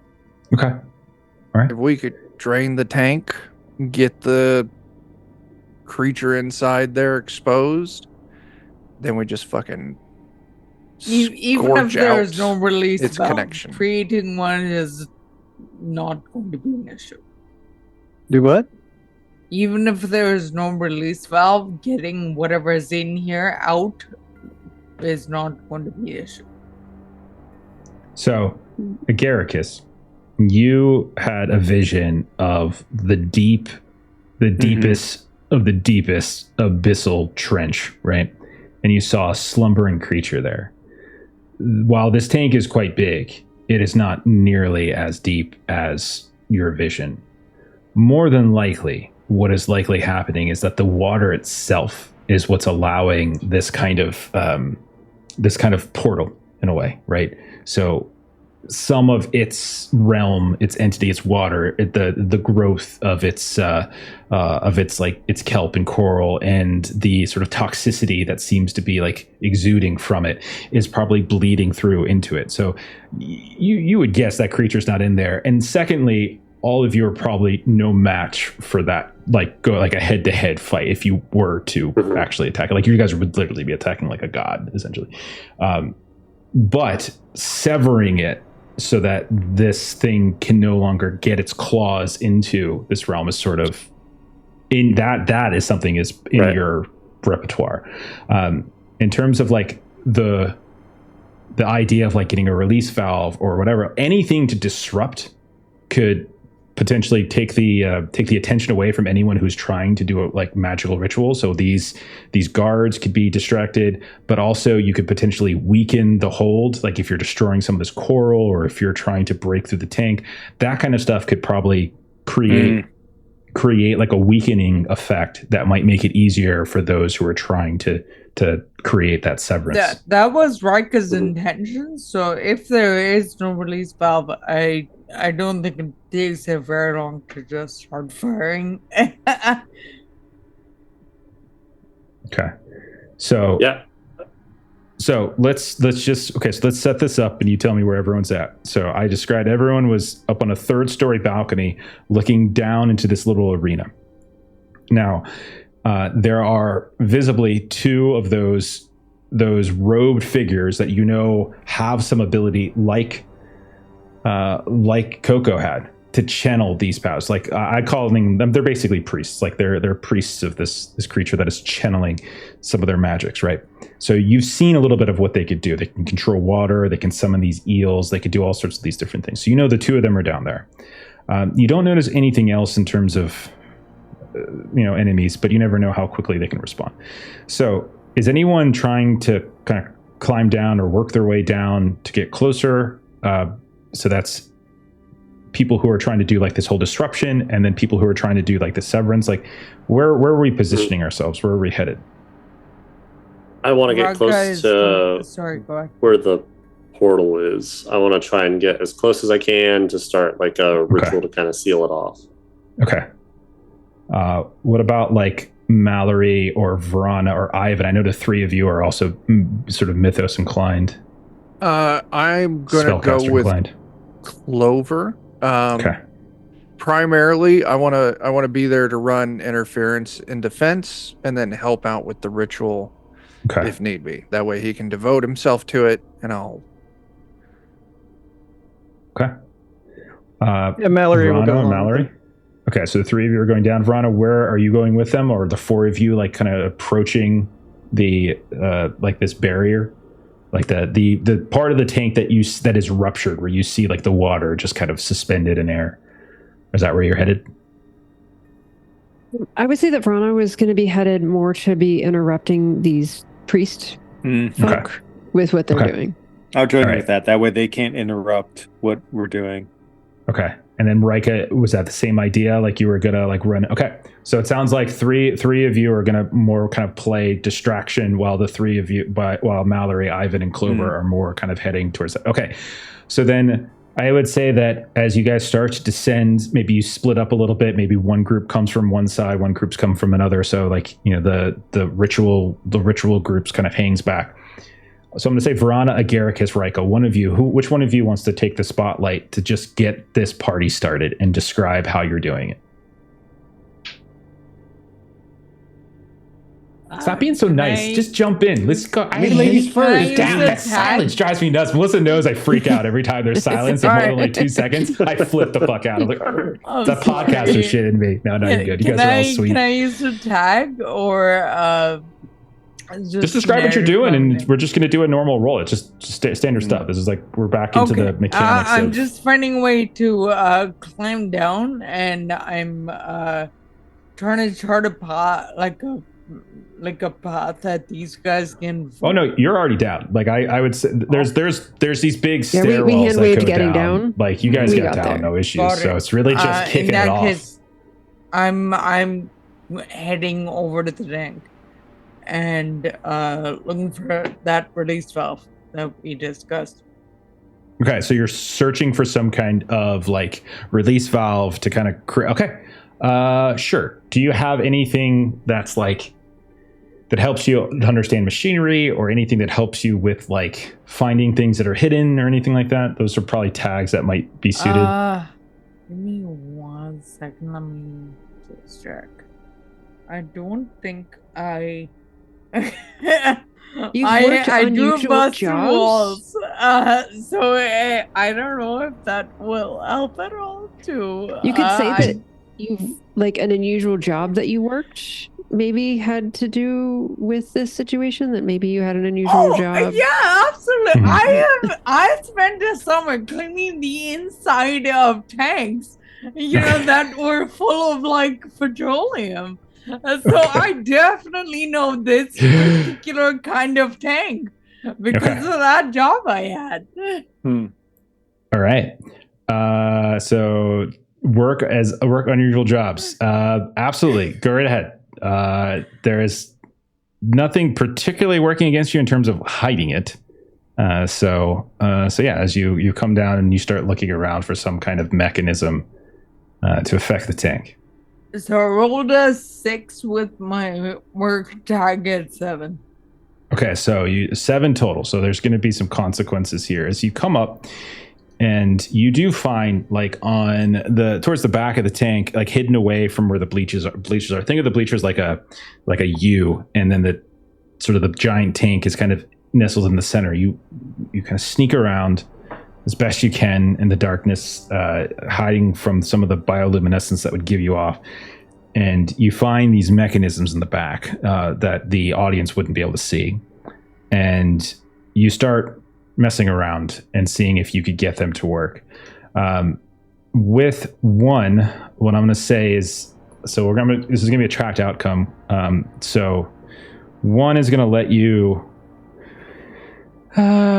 basically like weaken, we'll say. So in the sense, like, you're gonna let the water is gonna start draining. This like tainted toxic water is gonna start draining out into the bay. So just remember, that's what we just did. We just released the water of this infected realm is now bleeding out into the Bay of Arizona. Okay. Uh-oh. And so that is being done. However, you did roll 7, which means consequences are going to be coming your way. And I'm going to say that wasn't the consequence. No, that's just what happens. That's just what happens. That's where these things drain out to. They drain out into the ocean. Okay. So all of you watch as the dark, toxic water, like the levels of it start going down a bit here and there, right? Rika, as you're right against the water, you see something just slap against the side of the tank. This kind of, you're not even sure exactly what it is. It just sort of right against it. It's just massive kind of scaled thing that just slides across the inside of it. And it briefly appears in that dark water. And then you watch as it just sort of like fizzles and disappears. Give yourself frightened one. We'll say, or actually, no, you got anxious. So we'll say anxious 1. We'll combine those, and we'll say anxious 1 and 2 now. Essentially, is where you're at. Okay. Okay. Ooh, ear. So Agaricus or Verana, they're one of you. There's still the 2 guards that are at this point now. They're looking, and they're right now. They're just sort of like, you take one, I take the other. For sure, yeah. I mean, you said we were coming from above. Yeah, sure. I'm ashamed of myself for saying this. I'll come in like a wrecking ball because I'll use a vine. Never been so lost before. I have an impressive physique, so I'm a big bunch of mass to come swinging down with all that inertia. And while I'm doing so, I'll make sure to grow a bunch of protrusions like spikes and stuff. So it's just a big, nasty thing to impact them. Okay. I'm trying to think of anything that would work against you. They have scales, so you're physically harming them. So they're going to have the scaled skin. So there'll be a -1 on that. But honestly, man, that's so cool. I'm going to say you just get like a special tag for the inertia of the swing as you come down. So we'll say that works out. So that it balances out? Okay. Yeah, so it balances out. Let's do it. Just rule a cool or something. A cool tag. 9. I don't know. Okay, 9 is great. 9 is success. It's mixed success. So you come sweeping down at one of them, and they're like, as they turn around, as they hear, and they look behind, and they see like this weird kind of the water, that nasty water, just begins to sort of seem to slowly like bubble here and there and slosh, and they turn, and while they're turned, you just come smashing into one of them, and they just smash like right into the glass. Give me so you got 3, right? So what do you want to do with this with 3? I just want to take them out of the mix. My main thing is I don't want them interfering with the other teammates trying to do their whole ritualistic-y thing. You can just do wounded 3 if you would like. And I'll tell you, they have that this one has a specific limit of hurt 3, and you hurt it 3. And so describe how you take it out. It's really awkward. because he comes in like a wrecking ball, hits them, and now, but unfortunately, like he kind of like steps up, and they're still stuck to all the protrusions, so they're just kind of like stuck on his body. As he unfolds himself up out of the ball position, they're like chunks of him all over. Oh bother. And I'm gonna say consequence. We're gonna give you. I'm gonna give you wounded one. You're describing it. Maybe some of the coral, the sharpened coral, just kind of cut into you. You just have like a one. You have some scrapes and things like that. So just give yourself that as the momentum. You just couldn't stop mid-flight. At this point, though, this other guard is well aware that you are here, and Verana, you see them like tap their staff down. And like this glowing orb happens, like that seems to be attached to the ends of this kind of driftwood staff they have. But that's not the only thing they do. They reach into their robe, and you hear and see them pulling out some kind of device that they're kind of clicking. You think it's a communicator of some kind. So they appear to be trying to possibly call in the fact that you guys are under attack. So Verana, you're the last of the crew here to start. What would you like to do? Okay. So I'm going to do something that I don't think I've done yet, is I would like to combine my medical training tag and my ancient fighting techniques tag. Okay. So like kind of being precise about where I'm hitting to him. Wound them and everything. Yeah. Yeah. And in this case, so that basically they can't, like if it looks like they need to like blow like on this thing that they've pulled out, like is it like a whistle that they need to blow into in some way? Their diaphragm so they have no exactly, like that's what I'm trying to like target my attack. That's scaled skin will be here to defend themselves, so -1, but otherwise add up your pool and go. Okay, yeah, I don't think I have anything else, so that'll be a +1 then. Okay, total of +1. Oh, damn it. That's a total of a 5. Okay. So as you go to swing and stab, they manage to deftly shift away as you watch like this light, this bioluminescence at the end of their driftwood stab just grow bright, and it just kind of throws you off at the last second. And then you hear, "They're in the abyssal exhibit. I need reinforcements." So that is the consequence that's being delivered. You know now the timer is ticking. Some are coming. Ivan, Mallerie, Clover, you come rushing up as you see Agaricus knock one down. Rika has managed to do what she said. The water's bubbling down. Verana is in this fight with one of the other guards, but you hear too late the sounds of the voice comes out, and you know that you're now on a timer. So Ivan, Mallerie, or Clover, as you come up, there's still one of these guards. You can see the water's bubbling as if it's draining. It's kind of very strange. Rika is looking kind of weird, maybe backing away. It's sort of this like shocked, anxious look. Which one of you wants to start this off? I'll delete that guard. All right, man. Just full fire. Okay. Let's see. I can't remember if I ever used a scaled skin for this. I'm going to say no, because I do think burning will probably be fine. I can't remember how I used it before, so I'm going to say no. Let's see. He is source touched, I'm going to say. So I have for hit this. So we'll say -1 for that, though. Okay. He's like magically warded, basically. Okay. I'm also going to... I don't want to risk a full fireball and accidentally hit the two that actually need to do work. So I'm gonna run up on him, and I'm just gonna give him a mini... I'm learning from Agaricus, a mini fireball hug. A hot hug. That way I can leverage pyromancer and unharmed by fire. Okay. And then you're -1. Oh no, it's a flat roll because I'm still sleepy. Okay. Still sleepy. You could burn after something. Everything that you've been doing. You could burn something. Rolled. I wish if I would have been thinking. Okay. I would have. All right. I've got the drained from last session. So I'm just saying it's my sleepy tag. I just need a nap. Oh, okay. Yeah, you've been casting a lot of spells. Yeah, makes okay, sense. 7's still a success. Success with consequence. So as you come up and you give him this hug, right? That burning comes between the two of you. You get 1 power at minimum to apply here. So do you want to just apply it? Give him burned 1. Is that all you want? Yeah. Okay. Yeah. All right. So burned 1. All right. And so you hear him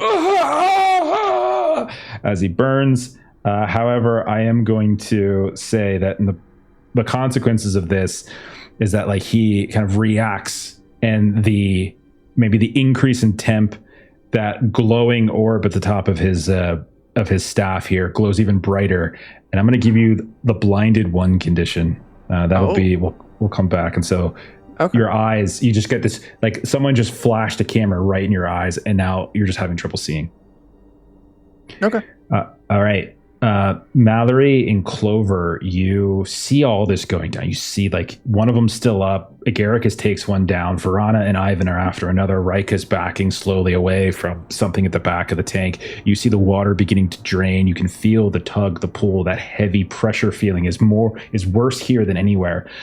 You also hear the sounds of like of what sounds like alarms or shouts, you can tell that there is activity coming down the halls leading in here. You know that you have very little time. So Mallerie and Clover, which one of you wants to take the spotlight here? I'm good to start the ritual and try and sever. Okay. Describe. I have a limit for this. So know what you're doing. It's essentially just to sever or disrupt, basically. Subtract outcome. Sure. What are you tapping into in this case? So I want to tap into knowledge of the occult for sure. Mm-hmm. I want to burn legend killing enchant. So I'm kind of reinterpreting this. I picture like it's a legend killing enchant seal that's like good at keeping off legendary things. Okay. And so what's the total then? So knowledge of the occult, legend killing enchant, that'd be +4. Okay. I want to take a weakness of creatures like the one who took me, which is just like otherworldly things. Otherworldly thing, and you did just see Coco have like that overwhelming side. I think that makes perfect sense. Sure. Yeah. Yeah. Okay. So 3 total. Very possessive. Maybe victim of otherworldly forces as my power tag too, because that's also in that same This vein. is another worldly force that it has been attacking, or at least negatively influencing some of the area. There is going to be a -1 back in your direction, as this is essentially warded, for lack of a better term. And so that puts you a net 3. Is that right? +4. A net +4, even with my extra -. Okay. Give it a roll, man. Yeah. Yeah. It's really, really good. Oh my god, it's such a bad roll. You rolled a 1 and a 2. That's so bad. Oh my god. At least you got up to a 7. At least it was. You got a success. I know. Wow. You got a success. Do you want to put all 4 of that? I will tell you this, like that is not enough on its own to end the ritual, as it has a, I'm just going to tell you, it's got a 5. It's a limit of 5 to sever this thing. But if you want to put all of that at 4, what that effectively mechanically means is that the next time someone tries to cast to affect this, they just need a 4, because that would then bump it up to a 5. Okay. You want to put it all there? Yeah, putting it all in. You could also conceivably put like 3 of it towards that, and then the 4th bit of power towards reducing the warding, so that there's not that negative when Mallerie goes to roll. That's the other option. Yeah, I could do that. That's a good idea.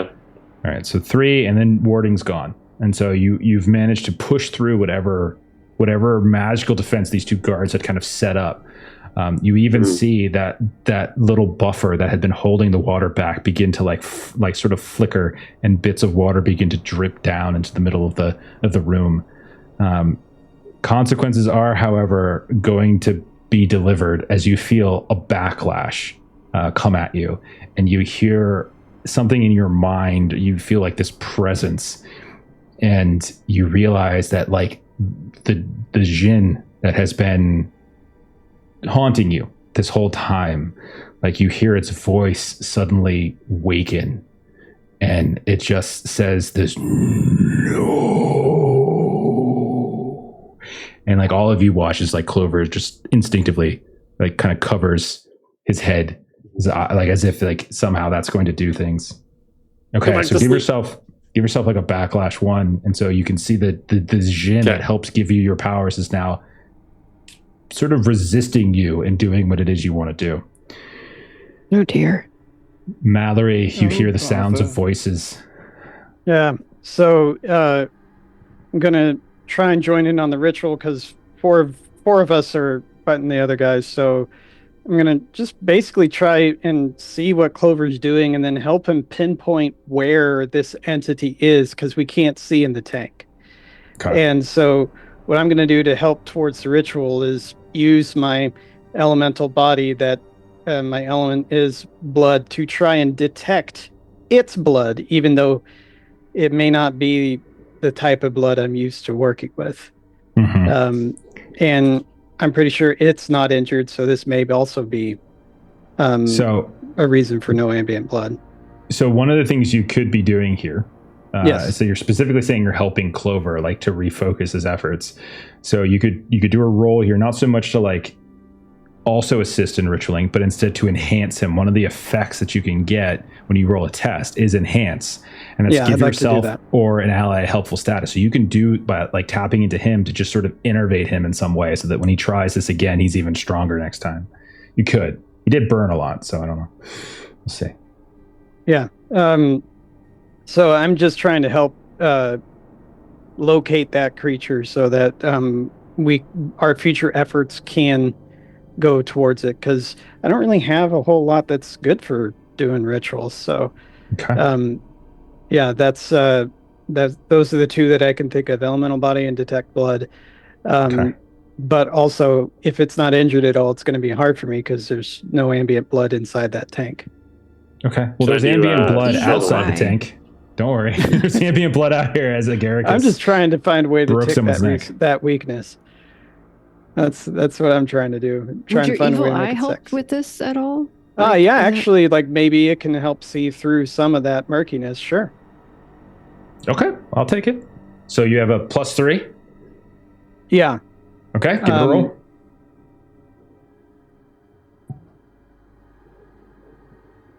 You got this. All right. I got a 5. You don't got this. Oh my goodness. Okay. That's some terrible rolling. That's a my god, 2 1s. Daddy, that's a snake eyes. Oh boy. Oh, that's no good. Okay. So snake eyes is always a miss regardless of the total. So as you tap into all of those things, so I'm going to say you are literally trying to look into the tank. The good news is that you succeed. The bad news is that you succeed, as you see a bit of what a Garricus saw, except you see like this head suddenly move and turn, like the scene from Return of the King when Smaug suddenly awakens and starts moving. You see this head, this long kind of half serpentine, half crocodile like head. It's a sea monster. You can see perhaps why they've like called it what it is, but it might not be what they think it is, as it gets up and it seems to see you, and it begins to just sort of ambulate and move in your direction. Give yourself feared or frightened 3, as you feel like this, as if like the very spells, the very mythos, the very source control you have is almost like a beacon, and this thing knows exactly where you're at, and it's coming at you, and you're just like staring. All of you who look over at Mallerie, it's just got that kind of like giraffe moment where he's just sort of staring and is affixed, like he's far away as he's looking into this draining dark water. He sees this creature coming at him. You all don't see that. Meanwhile, Rika, as you're backing away, you can hear down the hall the sounds of people running. And you look and you can see there's like maybe a half dozen people They're still a ways away, but you can see down this long corridor where probably attendants would come down and kind of go up into the bleachers. You can see them running after you. A few of them are loping like they're one of those serpentine things that you fought before. Others are just people running and they have like guns and things. So you know that there is a crowd of people that is about to descend upon you. What would you like to do, Reka? I have no idea this thing is on Mal. So I'm sorry, Adam, but I'm gonna go into that hallway and make myself very visible and try and lead them on a bit of a wild goose chase away from these guys. Phenomenal. Okay, so yeah, just give me a roll to see. We'll just make this a quick outcome. Do they see you and chase you? I don't necessarily have to track everything. So let's just see. Is this a success or fail? Rugged charm. I burned rugged charm last time, so I was thinking of imposing physique. Absolutely, yeah, for sure. To make me look fucking big and worth chasing. Tough as nails, I think, is fair. And you have an exoskeleton suit, so like that's makes you big. You're just trying to look intimidating, right? I am. Yeah.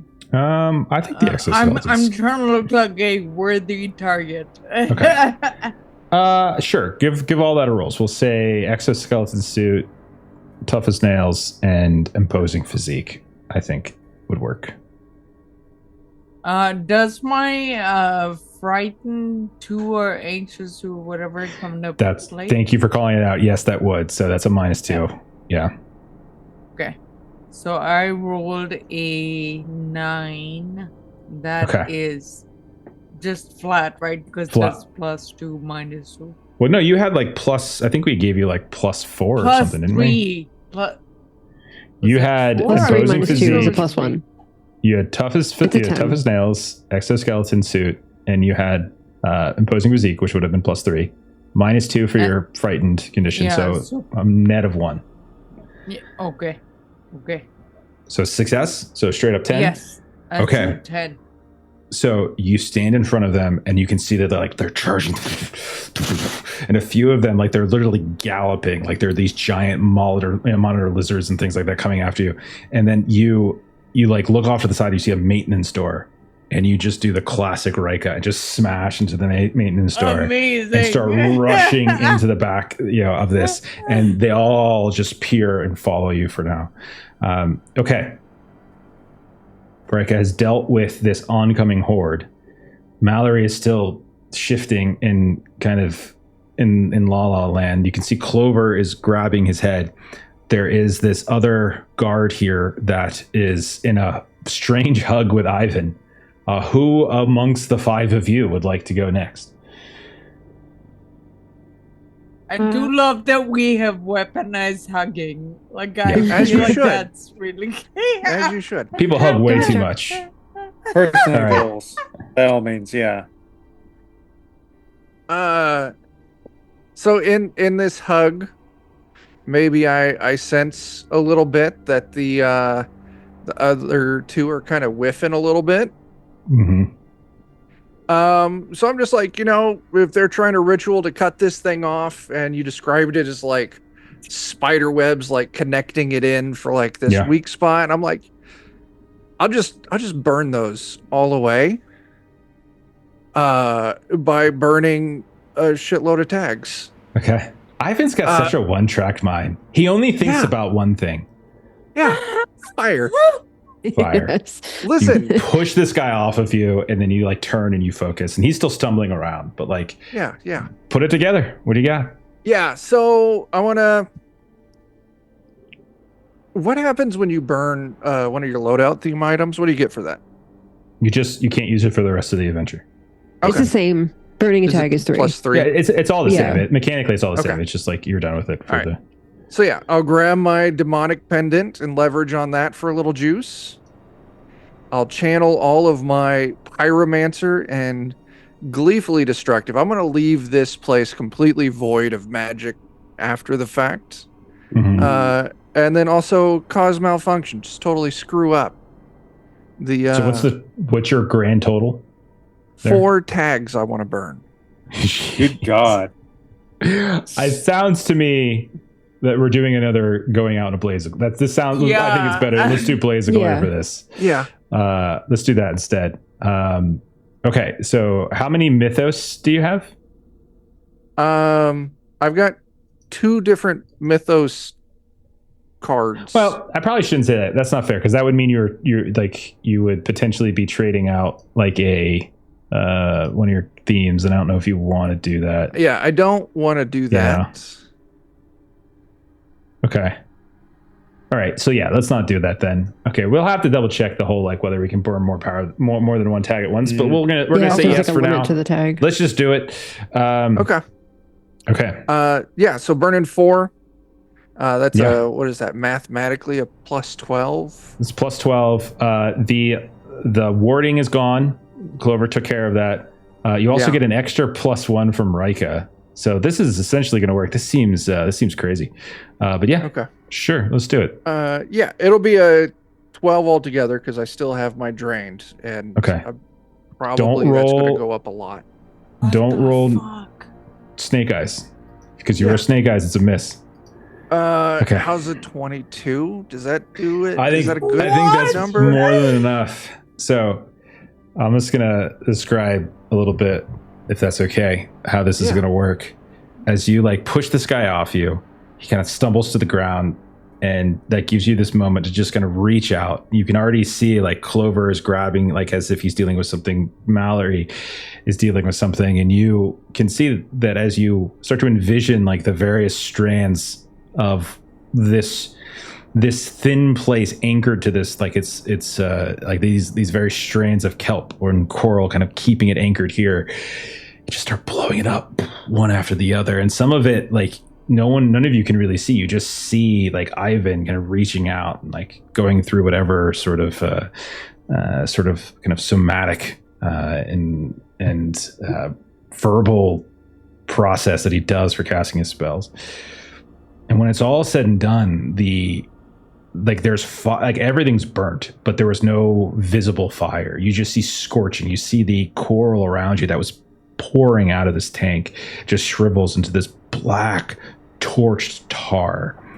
You can see all of the kelp that was hanging like stories above you just begins to drift and fall down and collapse into these like ashy pieces. You can see the guy who stumbled and fell, like as he falls, like his skin where his scales are begins to tighten and twist, and then he kind of rise in this strange pain similar to what you saw with Coco Almond. Rika, you hear the sounds of people falling behind you, thump, thump, thump, and you look over and you can see that crowd that was following you has all fallen, and they're writhing. The ones that look like these serpentine monstrous creatures, you can see that it's like they're burning from the inside out. And all of a sudden they just burst into these bits of like white flame, and then there's ash and flakes on the sky, and then the bodies of the people are still writhing, much like Coco Almond. And then Mallerie, the vision goes away, and you feel yourself kind of come back. Clover, you hear the sounds of the voices of Jin. Just say, "Fool." And like the shiver maybe goes down your spine or whatever it might be, whatever you think. And you guys feel as though those of you with attachments to the mythos can feel like this place is suddenly weakened considerably, and you think you have severed that connection. I'm gonna say, Ivan, you probably fall over in exhaustion as you just like burned everything. You're like a crisp on the ground, like bits of his clothing have like got holes in it from like where fire kind of kicks out. And here you stand with this thin place severed from this aquarium. Coral all around. You just see this cascading black, and it's all turning to blackened tar every which way. It's just this constant cascade. So, small montage this then. Do we... Oh my gosh. What do we do after this? Do you think we... Run. Yeah. We need to get Coco back. Okay. Yeah. And then maybe hopefully Nostalgia Jack can help us out with an easier way to get back up to the surface. Okay. And grimy. And go back and check on Grimy. Yes. We did send the gift basket to mitigate. At least one of us did. Yeah. So as you're racing back through this hab that's been in control, like the Siltbound headquarters, you see the same thing that you saw inside of the aquarium, inside of that abyss exhibit. Is happening everywhere. All of that coral is turning like this blackened tar. You can see the kelp is falling from where it's drooped. You can see any guards around are kind of flopping around in pain. Some of them you can see have already drowned. They've fallen into the thick water and just drowned in the process as they fell unconscious from the sudden and immense severance from what they were attached to. You more than once see the residue of those larger serpentine creatures just bursting against the wall, like the after effects of like a nuclear explosion. You just see the outline on them on some walls here and there.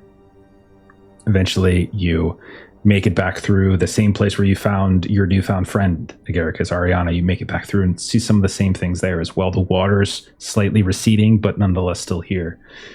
And as you're racing back, you're not facing resistance. Occasionally a security drone will pop up in your way, but Mallerie, you kind of know back doors at this point with them. You're carrying your drone, so you're able to maybe quickly shoot them off in a different direction. But anyone who had any silt-bound kind of connection seems to be either incinerated or they have just fallen. And you make it back at long last to like the Orpheum Theater, where you find Nostalgia Jack, and she like scoops up, the body of Coco Almond, who this whole time one of you been carrying her, right? Yeah. They embrace. Like you can tell that whatever happened to Coco, like literally she was indoctrinated. You're thinking at this point, she seems genuinely happy to see Nostalgia Jack. You check it on Grimy. Yeah. Yes. Okay. You find him. Probably should. You find him. You see Dr. X is there. He's kind of sitting at a desk at the far end of the room. And he says, like in this sort of cold, distant voice, "You can find your friend in room 8. And he doesn't get up to meet you, but he just kind of watches you, and you see him hit something in type something, and all these cameras start to follow you anywhere you guys go.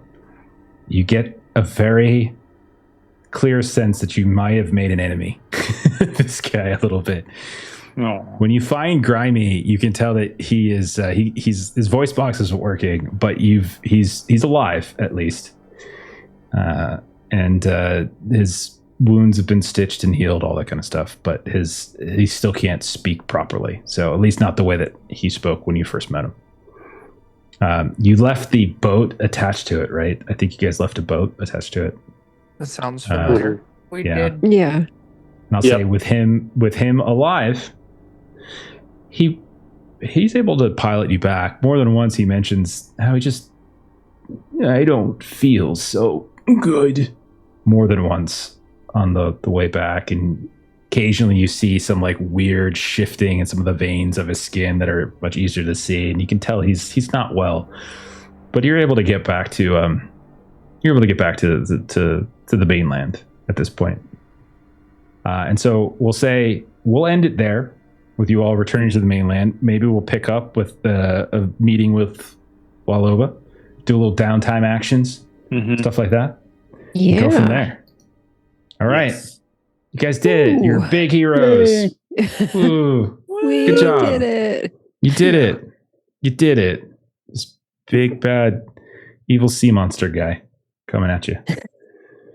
Yeah. Okay. However, a lot of that water was just flushed out like a toilet into the sea.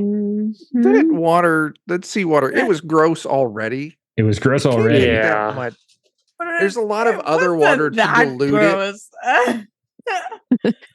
I feel check like my notes. it Let me check my fucked notes. with Mal in character and it fucked with Yeah, Mike it can get out worse. of Look at character. it's right there. Yeah. It says, "Oh shit, it can get a lot worse." Oh, fuck. Yeah. Oh, that's There's just a ooh. tag of "it's fine?" question mark, question mark, question mark. Mhm. Yeah. Yeah. God, this is what it feels like to be responsible for an Exxon spill. That's great. That's what I was going to say. When there's already been one, what's another one? There you go. Yeah. All right. So, we'll pick up next time. We'll meet with your fixer, see how satisfied she is. She's obviously going to get a report from Nostalgia Jack. From what you could sense, Nostalgia Jack was quite happy with your performance, and we'll go from there. We'll also do a little, like, there's a kind of a downtime montage thing that we'll do. So think about what your character might do after a job.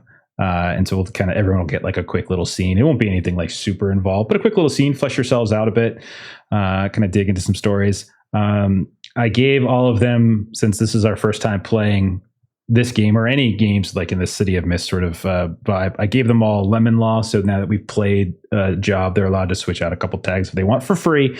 And then we'll sort of finalize that and talk maybe a little bit about upgrades and stuff next time too. All right. Let's do some close and plugs. We'll get out of here. Tracking the overlay. Adam, you are up, man. Tell us a little bit about Cannon Otter. Yeah. Store.canonotter.com. It's where you can find Teenage Odyssey. And you can pick that up if you want to take it for a spin. It's a really cool game made by one of my best friends named Chuck Krantz. And if you wanted to relive the 90s or experience it for the first time, depending on how old you are, and all the wild stuff that happened then, extreme stuff like Go Gert, then you can pick that up and take it for a test drive. So the before times. Yes. Yeah. In the long ago. Before the fall of humanity by the introduction of the iPhone. There you go. Okay. Next up, Maitre, where can we find you on the internet? I am my to plays games on YouTube, where I make system agnostic or multi-system content about tabletops that's sent with the GM and player space that you should check out if you feel like checking out. And if you don't feel like checking it out, just check it out anyway. You should really should. Be good for you. It's like eating vegetables. Chuck, that's me. What's going on, man? Well, I don't think we're doing anything Wednesday because we finally wrapped our Night Below campaign. Ooh. It was a large boss fight that was very well balanced and totally fair for all players involved. I had a great time. I don't know what you guys are talking about. Joe's been secretly playing the villain for like the past year in that campaign, so it finally came to a head and he got to actually fight the party. And awesome. Dan's character survived, so I would consider that a win. That's weird. Yeah. It's really strange. Yeah. Going against nature there, I think. But It is. Okay. And Friday, we got our Pathfinder's 2nd edition campaign where Joe's a plant. Okay. Yep. Joe, you can speak to you being a plant, or I know you got something you're running every other Saturday too, if you want to plug that. Every other Saturday, we're starting Salvage Union. We did our session 0 one of the Saturdays, not last one, the one before that. They built out their little their dealio, and we'll be ready to actually start. Hopefully, everyone will be there this time, so it'll be good. It's awesome. Like a mecha hex crawl post-apocalypse. Yeah. Really cool game. A lot of people were excited about it. They were talking about it in one of our chats the other day. So very much looking forward to it. Mm-hmm. Awesome, man. Okay. So as for us, a couple things. First, I'm going to give a little plug to my friend Steven's game here, Huckleberry, a Weird West RPG. He's been working really hard on it. It's a Weird West cinematic experience, lots of fun horror game. He recently put out a update about a month ago at this point, I think, maybe more, where the first published adventure of the Divine Comedy, which reran as an AP here not too long ago. You now can gain access to it. You can play it yourself. It's a ton of fun. A ton of fun NPCs where you can just be an asshole to players. It's really fun. It's very enjoyable. So you should do that. So huckleberryrpg.com, by the way, or just hop into our Discord and talk a little bit about it. Then, as for our stream schedule, next game is tomorrow night, where we're going to be playing some Star Trek Adventures, where Steven's going to get out litigated by everybody else. Thursday, new game. As you can see, me, Steven, Melissa, as we are doing a session 0. So we're making characters, making crew, a couple other little odds and ends of Swords of the Serpentine, which incidentally, much bigger book than Huckleberry. It's like just look at the comparison there. Huge difference. So yeah, we're doing Swords of the Serpentine. So it's Gumshoe system, first time running it. Very excited. It's also like a sword and sorcery kind of game, Venice Renaissance-ish era, and so we're gonna be doing that. Friday sounds like we're doing the finale of our Delta Green campaign that we've been working on for roughly 47 years. So we're going to be finishing that up hopefully on Friday. And Saturday, I can't say exactly what's happening other than we're playing Call of Cthulhu, because I can't spoil things for Melissa because she's in the other half of the game on Saturday, because I'm running 2 the other half Call of Cthulhu campaigns at the exact same time on Saturday. It's great. It's fun. It's fun. You ever seen Severance? It's like that. Okay. It's fun for me. I'm having a blast. It's great. I still can't believe I've killed 3 of your characters in the time it took them It's wild to just drive across the city of Bangkok. 3 characters Spoilers. I killed. Just murdered them, bushed them one after the other. It was good. It was bound to happen. It's because these guys just stuck around talking to Daniel Almond for so long. Meanwhile, cut. Wagging our fingers at each other. Your new character dead, one after the other. All right, we're gonna raid our friends. Yeah. Oh, go ahead. Thank you to Random Encounters Guild for the raid. Yeah. Oh, I thought you were going to do more than that. That was like, you ended that sentence so much faster than I thought you were going to end it. I was like, oh, sorry. Okay.